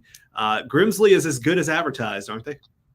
That was the longest game I think I've watched in quite some time. And yes, Grimsley is as good as advertised. But one thing that Davie did tonight was they forced them to play their starters a lot longer than they wanted to. At one point, Davie led this game 17-14 after going down 14-7. Palmer Williams hit a 33-yard field goal, made it 14-10. Grimsley then tried a fake punt, and it didn't go anywhere. It was just short. So Davie capitalized, takes the lead. But Mitchell Summers, one of the offensive stars for the Whirlies tonight, scored one of his 4 rushing touchdowns. He finished with 253 rushing yards and 4 touchdowns. And if that wasn't all on the ground, Ryan Stevens, the quarterback for Grimsley, finishes with 189 on the ground and 3 rushing touchdowns, not to mention 2 other passing touchdowns for Ryan Stevens. And then we all like to hear about the big recruits, the Power 5 guys. Well, junior receiver Terrell Anderson had himself quite a night. Nick, get a load of this. Not only did he get a customary receiving touchdown tonight, he got 3 tackles on 1 series, and then he picked off the 4th play.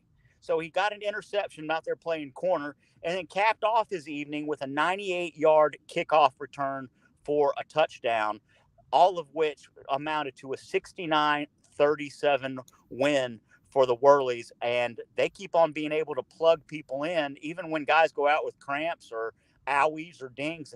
And Nick, this is a legit 1 seed. Yeah, we've talked a lot about how the Triad might have the 2 favorites to come out of the West this year in 4A between Grimsley and East Forsyth. So it's going to be interesting to see how that plays out. Now, Grimsley is going to be hosting Charlotte Catholic in the second round. Charlotte Catholic beat Reagan tonight 48-22. I guess we could do some looking at who beat who and by how much and all that kind of stuff. But Grimsley has this huge size advantage over almost everybody they play. How big of a factor do you think that's going to be going forward? I think it's going to be less about size and more about discipline and execution when it comes to Grimsley and Charlotte Catholic, because when you mention that name, Charlotte Catholic, to anybody in the Triad, everybody goes, oh, no, because you know what you're going to get. For good reason. They're going to play hard. They're going to be very well skilled, and they're very disciplined. You're not going to have any dumb penalties, and I think that Grimsley just has to match that. And I think if Grimsley can do what they do, which is play with some offensive discipline, and their quarterback keeps on making good decisions in the run pass, in the RPO, the run pass option, then I think they've got a very good chance to keep advancing. But this is a dangerous opponent that's coming to Jameson Stadium on Friday. All right, JP, tell us what you guys have planned at Tobacco Road Sports Radio for the next few rounds. Well, while me and my partner we're at Grimsley tonight, we had East Forsyth on another channel on a WTOB in Winston-Salem. They will be back. So Mount Tabor survives and advances from what I understand. So Mount Tabor will visit East Forsyth. Tobacco Road Sports Radio will be there for our Forsyth County broadcast. And then I get the week off, and Ryan Stone. And I think my partner tonight, Eric Westberg, that name might sound familiar. He's the head coach at Northern Guilford.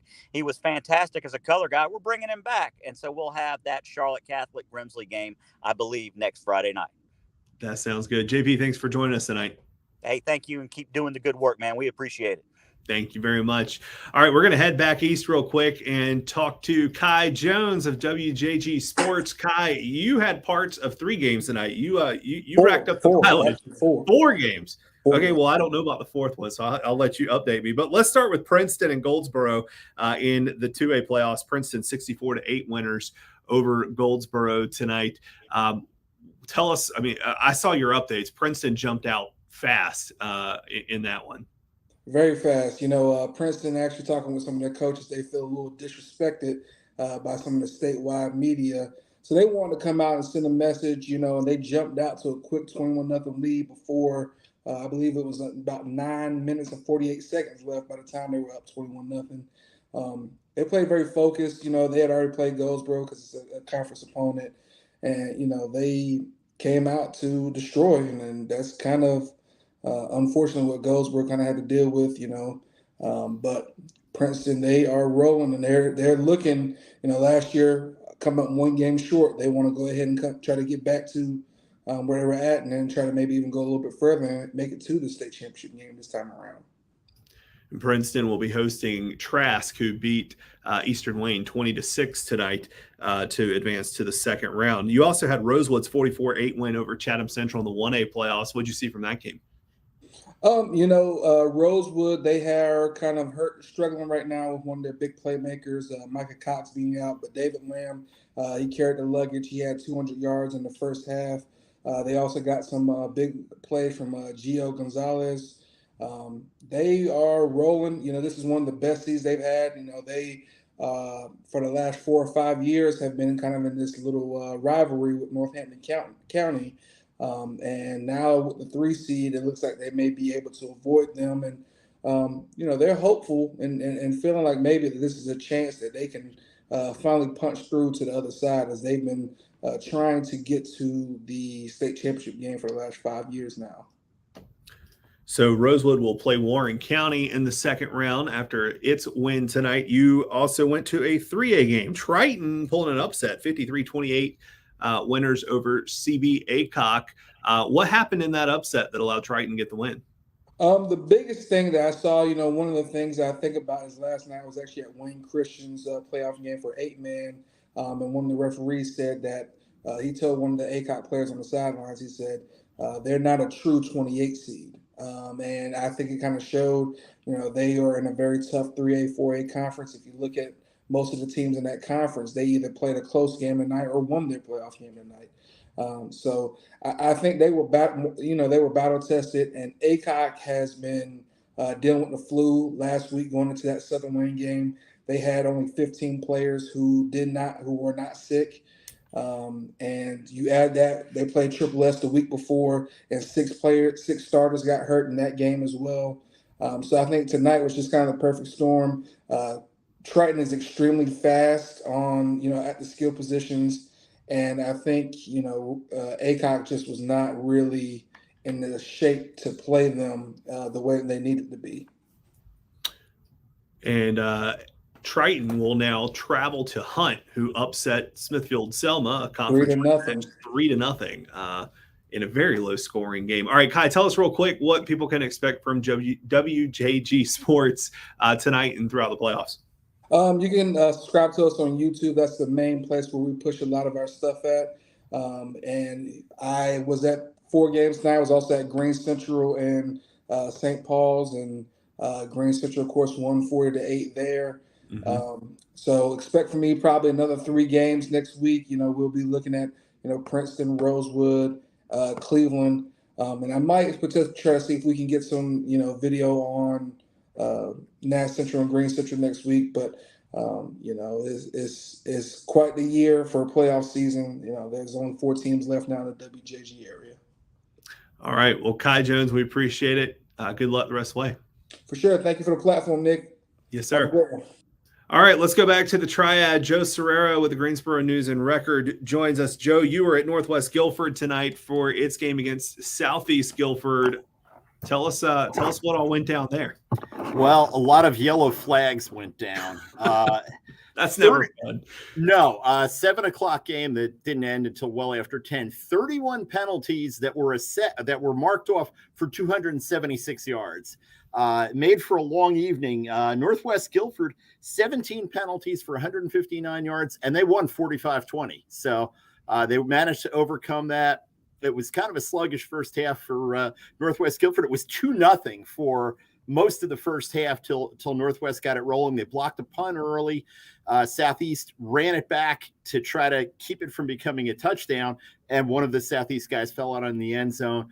A sluggish first half for Northwest, but they got their passing game and a running game going in the second half. Tanner Ballou threw for over 300 yards and 3 touchdowns. Mike Godet, who ran for over 300 the first time these two teams played, which was just a couple weeks ago, he went over 100 yards, had a couple touchdowns. Northwest was never really in any danger, but I know they weren't happy with the way they played in the first half, much happier with their second half. It's always tough to play the same team twice, especially in short turnarounds. Yep. Northwest is going to head up to Boone for the second round to take Watauga. on Watauga beat South Iredell tonight, 42-13. Watauga's the 3 seed. That's going to be a tough one. We were talking to Chris Womack from WLOS in Asheville, and he was talking about how the coaches who coach teams on top of mountains this time of year like having home games because of the weather. Yep. What do you think the keys are going to be in this one for Northwest if they're going to get the win over Watauga? Well, the team, one team you don't want to face in the playoffs these days in North Carolina is a team that runs a triple option or something close to it, because you rarely see it. And the teams that you get in the second, third round of the playoffs run it really well and are disciplined. And that's Watauga. And that's going to be a problem for Northwest Guilford because it limits possessions. Northwest wants to score points, wants to get up and down the field and play fast. And it is really hard to do when you face a team like Watauga. Porter Ridge took out Grimsley last year with that style. Lake Norman took out Northern Guilford last year with that style. I think that's going to be the key. Northwest has to maximize its possessions and needs to force a turnover to keep the ball from Watauga running it for 16 play drives. All right.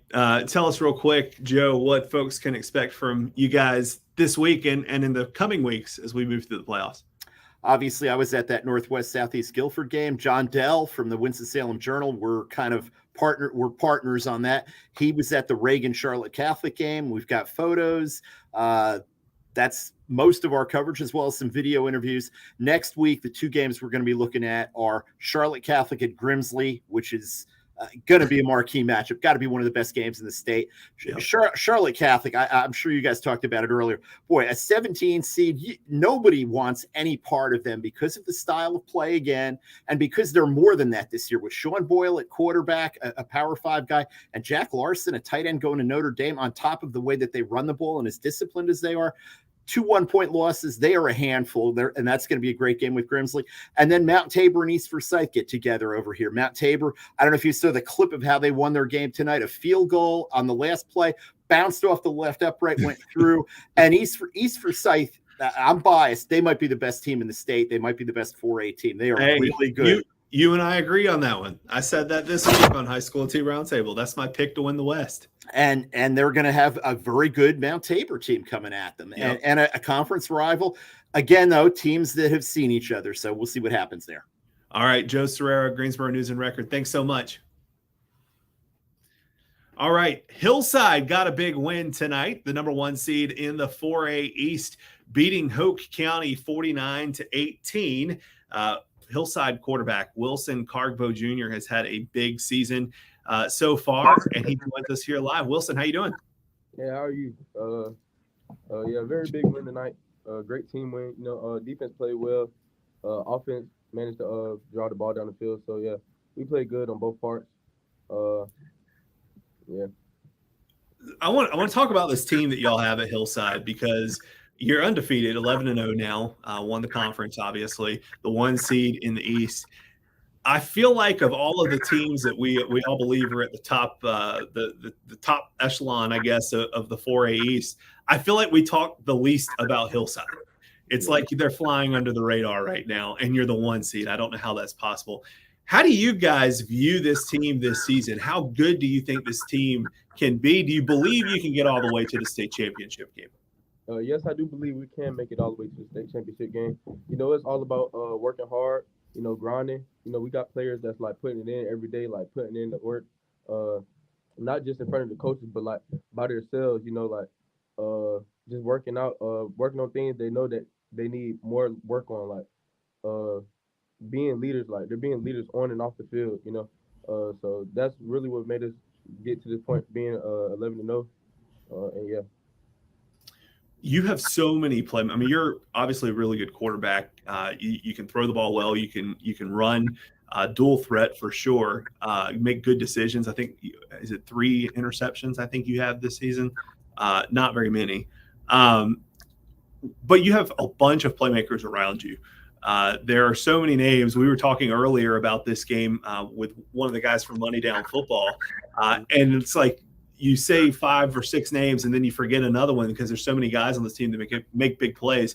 How much fun is it to play on a team where you have so many weapons around you as a quarterback who can go up and make a play, or Jamil Williams who can break a run in the backfield?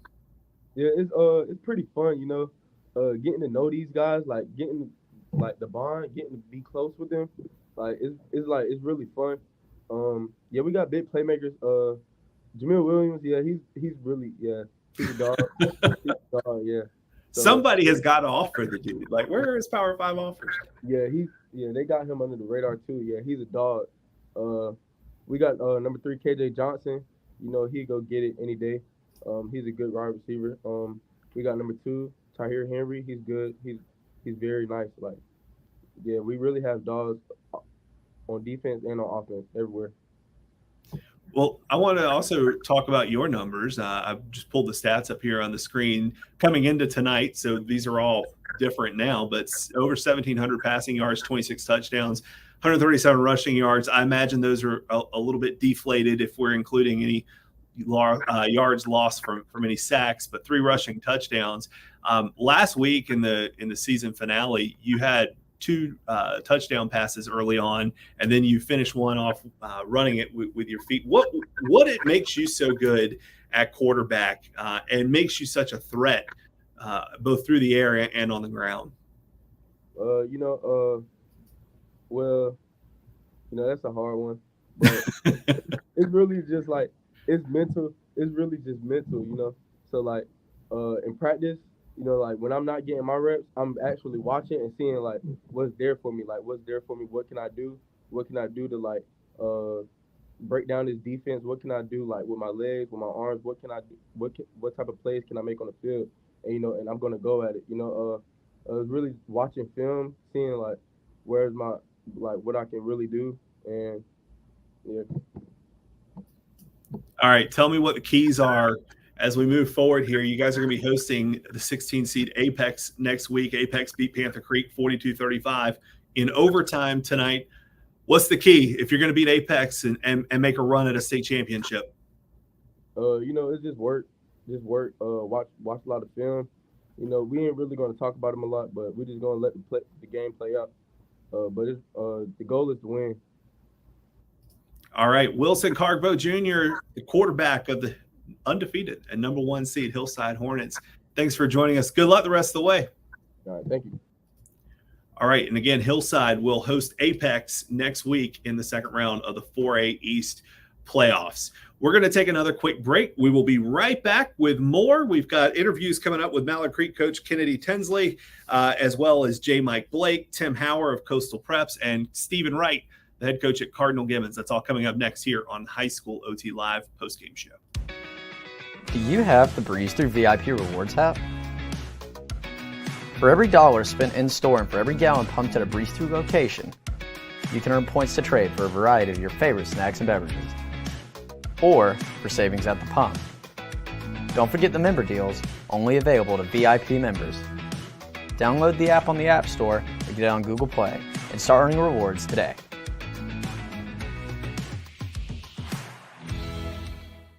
WRAL's Nights of Lights is back with thousands of new lights. Along the route, you'll encounter 30-foot tall dinosaurs and a brand new 250-foot animated tunnel. Get your tickets now, as some experiences are already sold out. Stop by the brand new Holiday Outpost and meet Santa. Ho, ho, ho! Get your tickets now at WRALNightsOfLights.com.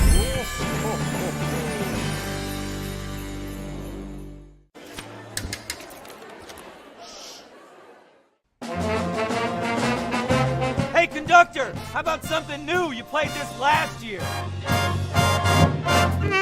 Come on, get your head out of your sacks. Shh, we're trying to hear. Well, I'm sick and tired of hearing your kid play the wrong notes. Where's my kid solo? At least you can see your kid. Why is my kid stuck way in the back? The conductor only plays his favorites. My kid heard that solo! You see my kid? Yeah! Show your support for the best in the triangle in the WRAL Voters' Choice Awards presented by M&F Bank. From takeout to weekend getaways. Cast your vote online at WRAL.com/VCAs. And remember, voting ends November 20th. And welcome back to the High School OT Live postgame show. I'm Nick Stevens. It's been a big night of high school football here in the first round of the state playoffs. We've had a lot of interesting final scores, particularly in the 4A East. We had 2 overtime games. Apex beating Panther Creek 42-35 in overtime. Holly Springs beating Richmond 36-33 in double overtime in a walk-off touchdown to advance to the second round. So a lot of entertaining games in the second round of the playoffs. There, I want to bring up the 4A playoff brackets, if I can get to them here. And just run down the second round matchups here. We'll start in the East. Hillside will host Apex. That's the 1 seed hosting the 16. The 8 seed, Holly Springs, hosting the 9 seed, Pine Forest. Pine Forest had a close game itself, 21-20 winners over Fuquay Arena. Cardinal Gibbons and Millbrook might be one of the most interesting matchups in the state next week. Two teams that have high hopes, and one of them is going out in the second round. Gibbons, the 5 seed, coming off a 50-8 win over Knightdale. Millbrook beat Clayton 27-10. They are the 12 seed. So that game will be at Cardinal Gibbons. Southern Alamance beating Riverside 28-21, a conference rematch. And they will travel to Wilmington to take on New Hanover. New Hanover beating Broughton tonight 45-19. Wake Forest beats Chapel Hill 42-8. They will host Leesville Road in a rematch of the regular season. Leesville holding off D.H. Conley 30-27. Cleveland will take on Rollsville, another really interesting 4A East matchup. Cleveland beat Topsail 42-14. Rollsville beat Overhills 41-16. Pinecrest beat Laney 42-35 and will host Jordan, who beat Jack Britt on the road 23-20. First playoff win since 2006 for the Jordan Falcons. Hoggard, they go on the road and beat Heritage convincingly, 42-13. They will now travel to the 2 seed New Bern, who got a big win over Sanderson, 56-14, the final score there. I tell you what, while we are talking about some of these teams in Wilmington with New Hanover and Hoggard, let's bring in Tim Hauer of Coastal Preps. Now, he was not at either of those games. He was at Eastern Wayne and Heidi Trask. We'll start there. Tim, first of all, thanks for joining us, but tell us what happened between Eastern Wayne and Heidi Trask tonight. Yeah, well, had to be probably the wildest, maybe one of the wildest games, in the playoffs tonight. Defensive battle. Neither team could really get anything going. I think both teams had 2 turnovers at one point and was scoreless for a long time. Eastern Wayne finally got on the board with a 17-play drive, 78 yards. Missed the 2-point conversion, so they were up 6-0. Trask comes back with a 17-play drive of their own to score, missed the extra point, so the game was tied at 6. And then Trask got a 3-and-out to get the punt, to get the ball back, and then went down and scored with 1 second left to take a 14-6 lead. On the kickoff, Eastern Wayne tried to do a couple laterals. It got picked off and taken back for the touchdown. So the score ended up 20-6, but really, a 1-score game that came down to the last play of the game for Trask. A huge win for them. Their first home playoff victory in the 20-year history of the program, and only the 3rd playoff win of all time for Trask. So a program that entered the season on a 17-game losing streak, lost the first game of the year, so they were on an 18-game losing streak before going 7-2 to end the season. got to be one of the best turnarounds in the state. Well, they're going to have their hands full in the second round when they head up to the 1 seed Princeton. Princeton beat Goldsboro tonight 64-8. What do you think the key is for Trask if they're going to pull off a really big upset in the second round of the 2A East playoffs? Yeah, I talked about that 17-play drive. They're going to need probably 4 or 5 of those. Keep that Princeton offense off the field if they're going to have a chance in this game. I think they understand kind of what's ahead for them, but I think they're also going to really enjoy this victory. Like I said, a program that just has not had a whole lot of success, and Lawrence Ches did a really good job with Red Springs and then came over and took over Trask this year. So I think they're going to enjoy this one. And, they understand they're going to be huge underdogs in that next game. And but they're gonna go out there and give it their best. I don't know that ultimately they can come away with that victory, but just to have one under their belt is really big for this program. Absolutely. Anytime you can end some streaks like that and get extra playoff wins under your belt as a program, that's a big deal. Tim, I want to just real quick talk about some of the Mideastern games that happened tonight. Hoggard, by seed, this is an upset. I'm not sure I don't know that I would call this an upset, but Hoggard went on the road and beat Heritage 42-13. We've seen a lot of Hoggard this season on High School OT Live. And it seems like they play very close, defensively minded, low-scoring games for the most part. They go out and they they win the first round of the playoffs with 42 points scored. Could this be Hoggard clicking at the right time? I'm really shocked that they scored that many points, to be honest. I thought that game, based on what I had understood, both teams lost their starting quarterbacks. So I thought maybe 14 points, first to 14 might win that game. And when I saw that Hoggard had 21 in the first half, really shocked me.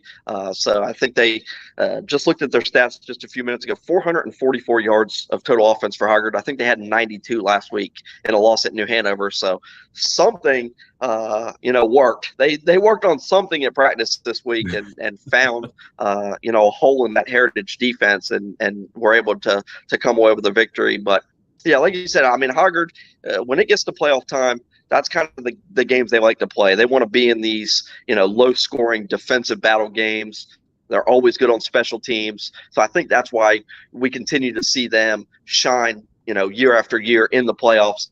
Maybe not make that super deep run, but they're always going to give somebody a challenge in the first and second rounds every year. And now they're going to play New Bern, which the 2 seed in the East, and a really, really talented team. Anytime you've got a Florida State commit on your roster, it's a good day. What do you think they need to do to win that one?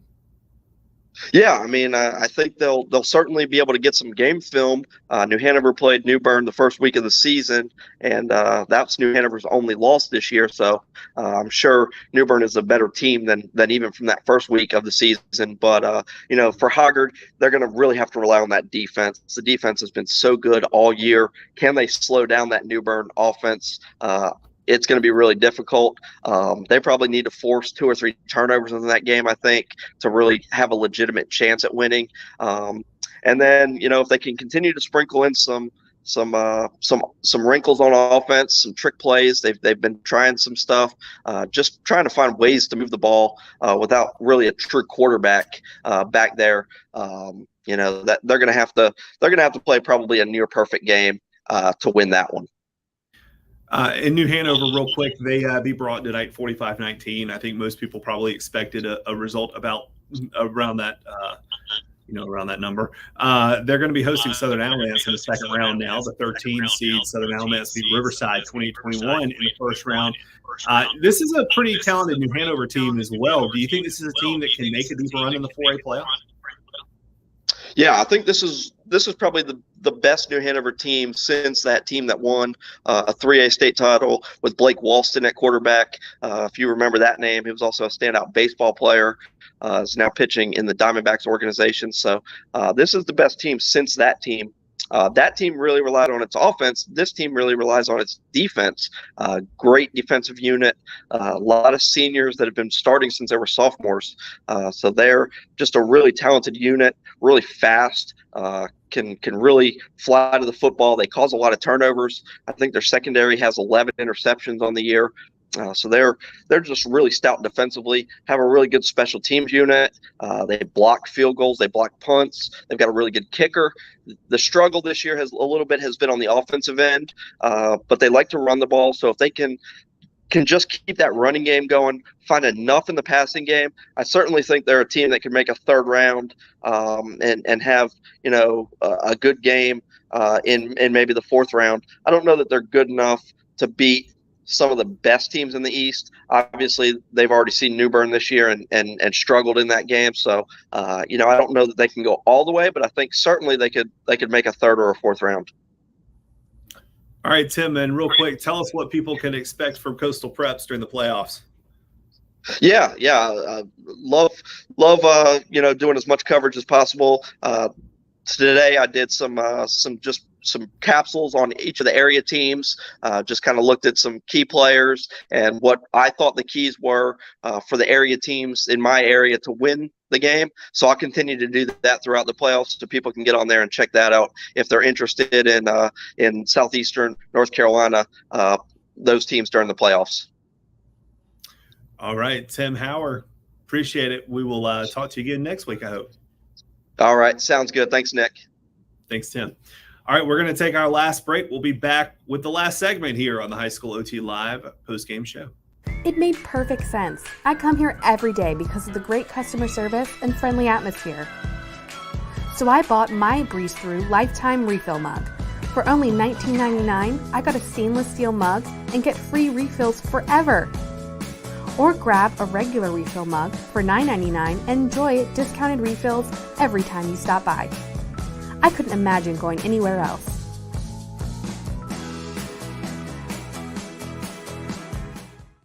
At WRAL, we have the tools. Storms are firing up on the Dual Doppler 5000 radar. We have the team. We are live here in downtown Raleigh on Fayetteville Street. And WRAL News at 6 has the people you've known and trusted for decades. I'm Deborah Morgan. And I'm Gerald Owens. We begin tonight with breaking news. Every night, everywhere. I'm Mark Boyle in the WRAL Live Center this afternoon. No matter how you're watching. And that's coverage you can count on.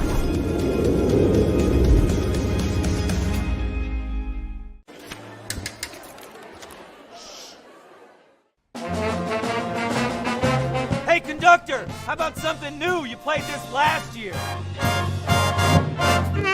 Come on, get your head out of your sacks. Shh, we're trying to hear. Well, I'm sick and tired of hearing your kid play the wrong notes. Where's my kid solo? At least you can see your kid. Why is my kid stuck way in the back?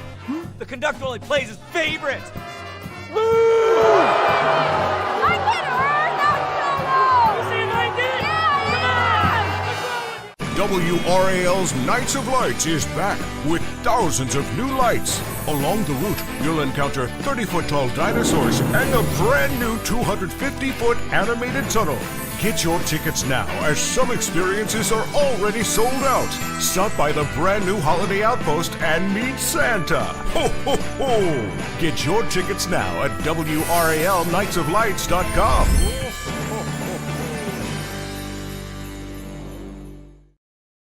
And welcome back to the High School OT Live post-game show. I'm Nick Stevens. We've got about 15 minutes left here and a lot still to get to. We're going to bring in Cardinal Gibbons head football coach Stephen Wright.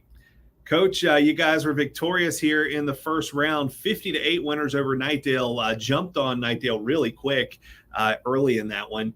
Tell me what went right tonight for the Crusaders. Well, I tell you, we got off to a really good start, and obviously that was one of our goals, to see if we couldn't get off to a fast start. And we knew Knightdale was going to they've got a bunch of talent and typically really well prepared. And, we felt like if we could score early, get our defense going, that maybe we could gain some momentum and just see if we couldn't, put the game away sooner than later. And, fortunately our guys came out and responded really well and put us in a great position going into halftime.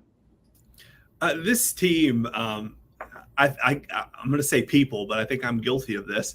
Yeah, I didn't think this team would be as good as it is coming into this season after the state championship team last year, but they have proven everybody wrong. What is it about this team that has gotten you to the point where you are now, and hopefully for you guys have a chance to get back and defend your title? Yeah, I think it's a group that's incredibly resilient. We've dealt with injuries and sickness throughout the season. We've also dealt with obviously having to replace a bunch of guys, that led us to 3 consecutive state championship games. But, I think the culture is really healthy, and our guys have really bought into, working hard, preparing well, and, doing their best to play to the next, do their best to play for the guy next to them. And so I think it's a really tight-knit group that has developed a lot of resilience over this year. And I think, part of that is, the difficulty of the non-conference schedule and some of the tough teams we faced, especially early on in the season. And then seeing those guys really rally around each other, it's been a lot of fun. And, I think some young guys have now gotten some experience, and we're beginning to hit our stride. You mentioned the tough schedule that you guys have played. I'm pulling up the bracket here. You can see Cardinal Gibbons is going to be hosting the 12 seed Millbrook in the second round. Speaking of tough, that second round game is a tough second round game between 2 teams that have the chance to make deep runs in the playoffs. When you saw that bracket come out and saw that would be a possibility, and now it's a reality, what goes through your head as a football coach about getting ready for a Millbrook team that can put a lot of points up? Yeah, the first thing that actually came to mind was Cleveland this past year. When we played them in the third round in 2021, that's the kind of talent that you're dealing with. Obviously they've got, they've got a Division I wide receiver that's committed to Tennessee. They've got an incredibly talented running back. They've got some great pieces around him, and Ty Broughton and some other receivers. And then, of course, Mason Fortune, their quarterback. But it doesn't stop there. They're incredibly talented on defense. I think they've got 2 Division I defensive players, defensive end in Santiago, who also kind of plays a hybrid outside linebacker, and then an inside linebacker that's an outstanding football player. So a lot of talent on their roster. I think they're really well coached. And, you kind of hope these type of games show up in the third or the fourth round, but we're going to have to deal with it in the second round. And, it's the bracket that we've got, so we're going to roll with it. What are the keys for you guys against Millbrook? Well, obviously slowing down, their offense, and that's going to be the big challenge. I think, trying to put clamps on a Division I wide receiver is incredibly difficult. I think he's got over 1,400 yards receiving, over 21 touchdowns. And so I think, seeing if we can't slow him down a little bit, and then also contain their running back, who's somebody who I think has flown under the radar just because of the gaudy numbers they put up in the pass game, but is an incredibly talented player. And so, and then obviously Mason Fortune, and just him, the way he handles that offense. He knows that offense. And those guys are comfortable with him. He does a good job of getting the ball out into his playmakers' hands. Well, we're looking forward to that one. That's going to be a fun game to watch next week. Second round. That's a tough second round matchup. Again, Millbrook at Cardinal Gibbons. Coach, congrats on the first round win. Good luck next week. I appreciate it, Nick. Appreciate the coverage, too. You guys have a great night. Thank you. You too. All right, we're going to go now back out to Eastern North Carolina. J. Mike Blake has been on the road. He was at St. Paul's and Green Central, and he's found cell phone reception again. J. Mike, yeah. Tell us what's way down out in Green Central. Yeah, almost home. Let's see, I'm in McGee's Crossroads right now in Johnston County, so I'm not. Did you mean to put me on last, Nick? I have 4 volleyball championships to cover in the morning, so who agreed to this? But I figured I need to give you time to get back to where you could have cell phone reception. Well, yeah, I guess that matters too. Yeah, it was a really interesting game. Did not play out the way I thought it would. And there's a few reasons for that. First, give credit to Green Central winning that game easily, 40-8. Jonathan Willis, who someone I talked to, interviewed him at the high school T kickoff, was one of the few representatives from Eastern North Carolina. He, let's see, am I on there? I can't hear myself or can't see myself. But anyway, he had 2 kickoff returns for touchdown. He had a safety on defense. Just individually, what a great game for him. And then the other thing, injuries matter. And St. Paul's star running back, Camarion Baldwin, gets a really tough tackle to his ankles in the second drive of the game. And the game changed at that point. Green Central was already had a lot of momentum. They just feasted off of that. And also, Green Central has a running back who has missed most of the year and is now healthy again. He actually dislocated his elbow, is what the administration or a lot of coaches and people were telling me, in non-conference. And so now that he's back at the right time, remember they lost in conference play by 1 touchdown to West Craven. When now the Green Central's at full strength, it's a pretty dangerous team, and that's they lost 1 game by 7 points and they were shorthanded. So being there tonight was great because understanding the context of St. Paul's, what they had to go through during the game, what Green Central has got going for them right now, why they have that 1 loss on their record, or a big reason why they have that 1 loss on their record.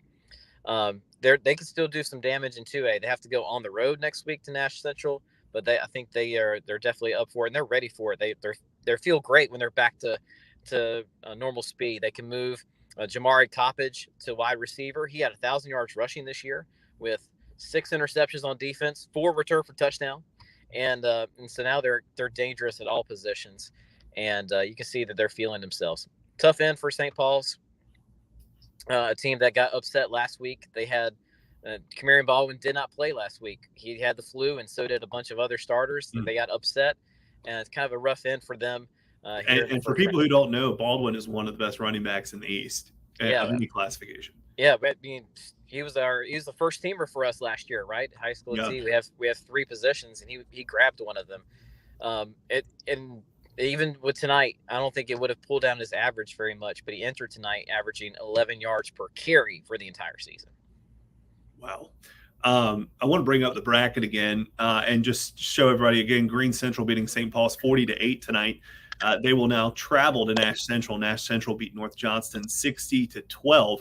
So, J-Mike, if you're Green Central, what is the key going into next week in the second round of the 2A East? I think the key for, obviously, I think they're going to have to find points in different ways other than special teams because no one's kicking to Jonathan Willis after 2 kickoff returns in this one for touchdown. I think that they honestly the confidence is sky high. They feel like they're full strength. They've won their first playoff game since I believe Kai Jones gave me this factoid. We're talking after the game since 2017.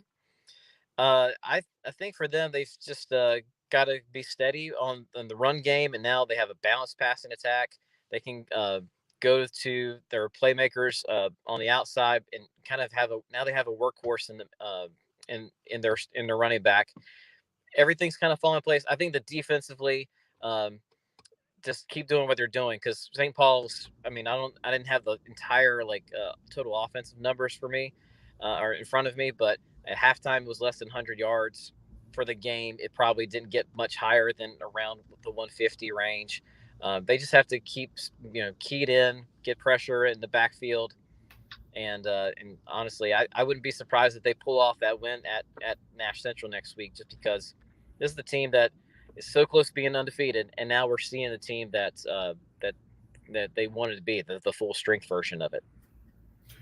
All right, J-Mike, real quick, got about 30 seconds. Tell me, let's tease up this Mattamuskeet story you got coming next week. Oh yeah, so Mattamuskeet, one of the smallest high schools in the state, next to smallest county in the state. They almost went 5 years without football. Instead, they brought it back this year. They brought it back as in an 8-man football form. First time that's happened in the state since the 1960s. And they finished their first season. And I got to go out there and I saw things I never expected to see. The people and the things they told me about just the nature of how tough it was and how tough life is out there. You have one football coach with no assistants and no ball boy. And he's standing on the sidelines with coaching the entire team by himself at 70 years old, giving them their first experience in football, and they made it. They made it to the finish line. They finished out the season. I'm really happy with it. It's one of the most fascinating stories I've been part of. That'll be next week on High School OT. It'll be a good one. One other last question, and J. Mike does not know that this question's coming. I'm about to put him on the spot. Oh, man. But as a proud Harnett County native, how do you feel about a rival school, Triton, pulling off a huge upset, the 28 seed over the 5 seed CBA Cock, 53-28 tonight in the 3A East playoffs? All love for Harnett County, man. All love for Harnett County. Ben Penny, coach at Triton, he and I talked during the high school T kickoff as well. He even I got a picture with Nate McCoy, and because we were like, hey, it's all about Harnett County, right? Like, I'm a native, and good to see people doing well. Our whole county has not had a state championship. We're 0 for forever, and I don't care which school does it first. Like, let's make it happen. And Coach Penny's a great guy. Known him for a while. Proud alumnus, and you got to see good people doing good things at places they care about. Yes, J. Mike brings up the Harnett County Owen forever thing somewhat regularly. That's a good way to put it. All right, J. Mike, have a good trip back. We'll see you at volleyball tomorrow. Yes, bright and early. Yes, very bright and early. Thanks for J. Mike. He'll have coverage of that Green Central St. Paul's game on High School OT tonight. We're going to go a little bit past midnight. We're waiting on Coach Kennedy Tinsley of Mallard Creek to join us. He's running a few minutes late, so we're going to stay on and wait for him to join us here on the High School OT Live post-game show. While we are waiting, let's pull up the 2A bracket. That's one we have not gone through completely yet on High School OT Live. I'm going to bring that up for you here so you can see it full screen. We'll start in the West. The 1 seed, Reedsville, is leading the 32 seed, or beat the 32 seed. They're not still playing. Beat the 32 seed Madison 76-14. They will host Providence Grove. Providence Grove beat McMichael 48-14. Chase scored 70 points as well. 74-15 winners over North Wilkes. They will now host J.M. Robinson in the second round. Robinson beat Wilkes Central 22-12 in the first round. The 5 seed Maiden beating Polk County 68-33. A lot of offense in the 2A West tonight. Maiden will host Mount Pleasant, who upset Walkertown 28-13 in the first round. And finally, down at the bottom of the top half of the bracket, we have Bunker Hill. They beat East Davidson 41-8 and will travel to Community School Davidson, who beat East Gaston 20-14. That is a look at the top part of the bracket here. Let's go to the bottom. Burns, convincing winners over Moorhead 62-13. Burns the 3 seed, Moorhead the 30. They will now host Shelby, the 19 seed, who upset the 14 seed Forest Hills 30-13 in the first round. Salisbury beating Brevard 28-16. They will host Pine Lake Prep. Pine Lake Prep beat West Stokes 38-20 in the first round. The 7 seed Monroe, convincing win over 26th seed North Stanley 56-6, the final score. Lincolnton pulling off an upset tonight, the 23 seed beating the 10 seed Randleman 37-36. Randleman shared the conference title with Eastern Randolph, lost to Eastern Randolph in the final week of the regular season last week. We had that on High School OT Live. Hendersonville beating West Lincoln 36-29, and now they will travel to the 2 seed East Surrey, who shut out Anson County tonight 42-0. We'll go back to the East on the right side of your screen. 2A East, the 1 seed Princeton dominates Goldsboro 64-8. They will now host Trask. Trask beat Eastern Wayne 20-6 in the first round. Cummings 44-26 winners over Bartlett Yancey. They will host the 24 seed Midway, who upset East Carteret, the 9 seed 44-35 on Friday night. Northeastern, the 5 seed beats Farmville Central 43-19. Northeastern struggled early on in that one, but took control after falling behind Farmville Central. They will now host Wallace Rose Hill. Wallace Rose Hill in a shootout with Kinston. They win 74-32 Over 100 points scored in that game. Green Central wins 40-8 over St. Paul's. We were just talking to J. Mike Blake about that one. They will now travel to Nash Central, the 4 seed, who beat North Johnston 60-12. Bottom part of the 2A East, Whiteville, the 3 seed, beat Southwest Onslow 13-3 and will host Holmes, who beat Southwest Edgecombe 66-41. The 6 seed, West Craven, beats Bunn 37-8, the final score. Hertford beat East Bladen 40-8. They will now take on West Craven. Clinton defeats Beddingfield 39-18. The 7 seed will now host 10 seed South Granville. South Granville edged Roanoke Rapids 20-16. James Keenan, the 15 seed, beat Camden County 41-10 and will now travel to the 2 seed East Duplin. East Duplin, 70 points, 71-16 winners over North Pitt. We'll check the 1A bracket one last time here. I don't think we've been here since these updated. Last, Eastern Randolph got a bye. They will host Mountain Heritage. Mountain Heritage beat South Stokes 42-8 in the first round. Robbinsville will host Cherokee in the second round. Robbinsville beat Cherryville 40-14.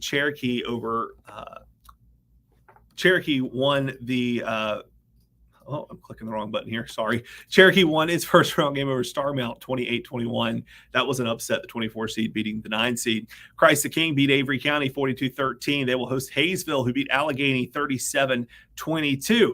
13 seed North Rowan beats 20 seed Carver 49-6. They will travel to Mount Airy. The 4 seed Mount Airy shut out North Stokes 72-0 in the first round. Thomasville, 55-7 winners over Elkin, will host Swain County. Swain beat Winston-Salem Prep 26-8. Drawn defeats Union Academy 66-14. They will host Mitchell, the 11 seed. Mitchell defeated South Davidson 72-21. Murphy beats Albemarle 49-20. Murphy will host East Wilkes, who beat Thomas Jefferson 44-14 in the second round. And finally, in the 1A West, Mountain Island Charter, 16-14 winners over Bessemer City. They will now travel to Andrews, who dominated Highland Tech 77-8 in the first round. Tarboro got the first round bye in the 1A East. They will host Southeast Halifax. Southeast Halifax beat North Duplin 42-22 in the first round. Riverside beat Pamlico County 62-12 and will host the 9 seed North Edgecombe, who beat Kip Pride 48-6. West Columbus, 47-0 winners over South Creek. They will host number 21 Washington County. They upset the 12 seed Gates County in the first round 40-20.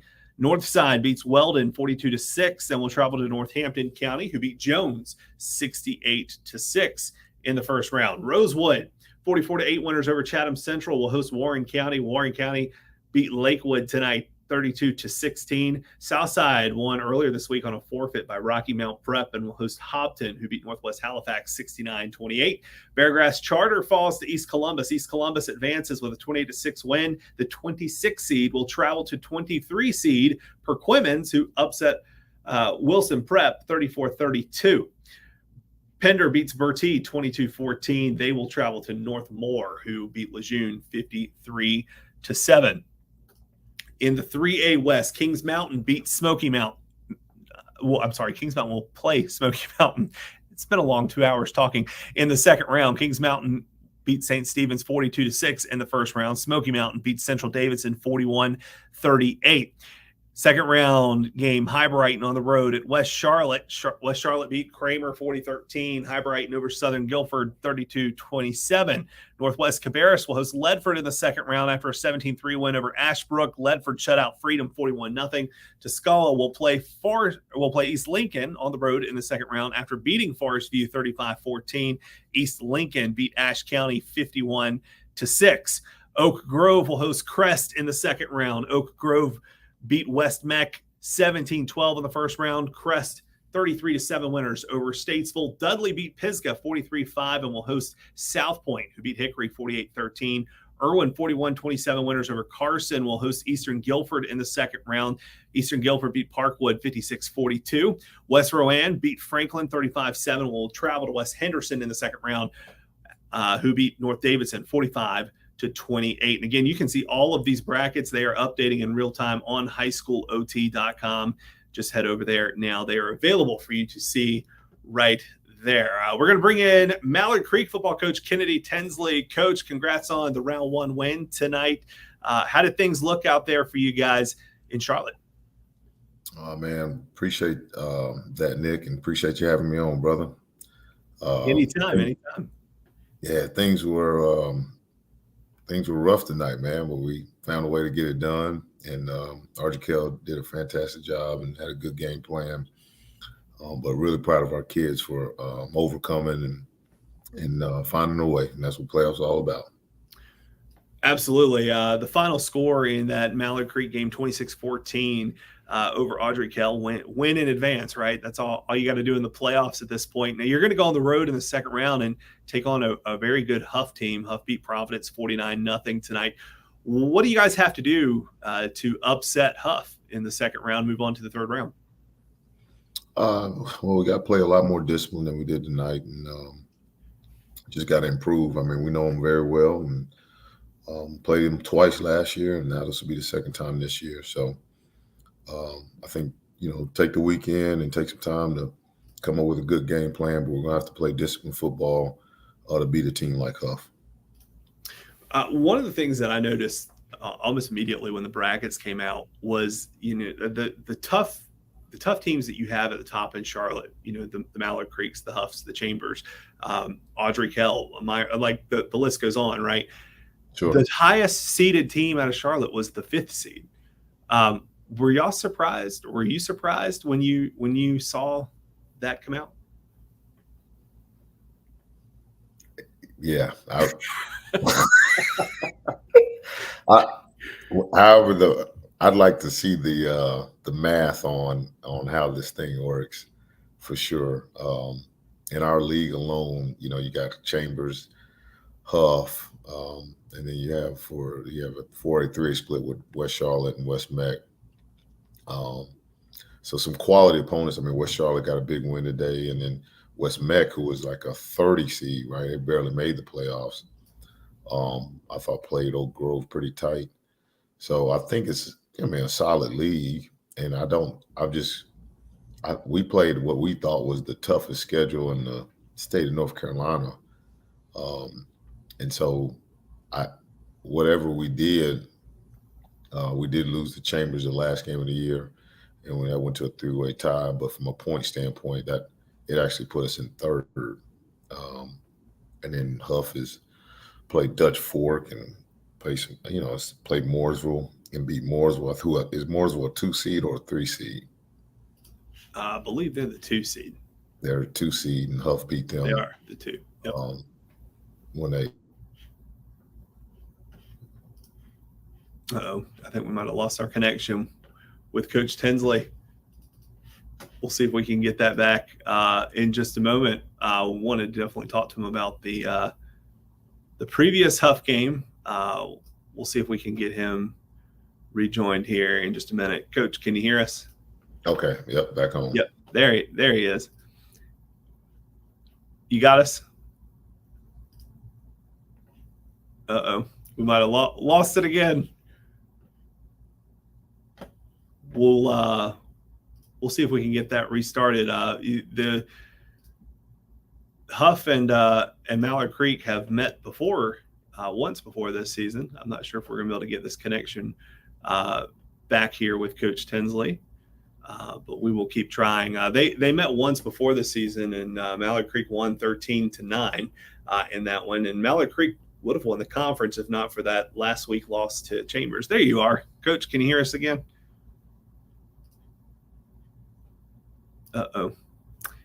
Might not work here. All right, we'll have to try again with Coach Tinsley and see if we can get him. But again, Mallard Creek beat Huff 13-9 earlier in the season, and we'll try one more time. Coach, you got us? Yeah. Is that all right? There we go. Something wrong? I don't know. No, I think it's just a connection. Yeah. I wanted to ask you about the first Huff game. You won 13-9 in the regular season. Do you expect the game to be kind of similar to that the second time around, or are both teams going to adjust based on what happened in that one? That's a good question, Nick. I got no idea. This is high school football, man. Anything goes. So whenever I think something's going to go a certain way, that doesn't seem to happen. So I got no idea. We just got to get ready to roll. And and be as prepared as we possibly can. But you know how it is. There's years where you're dealing with teenagers, man. You think they're doing one thing and this another, and you think you're ready to go. You're not. You think you're not, and you are. It's week to week, man. Well, what has to happen for Mallard Creek to make a deep run here?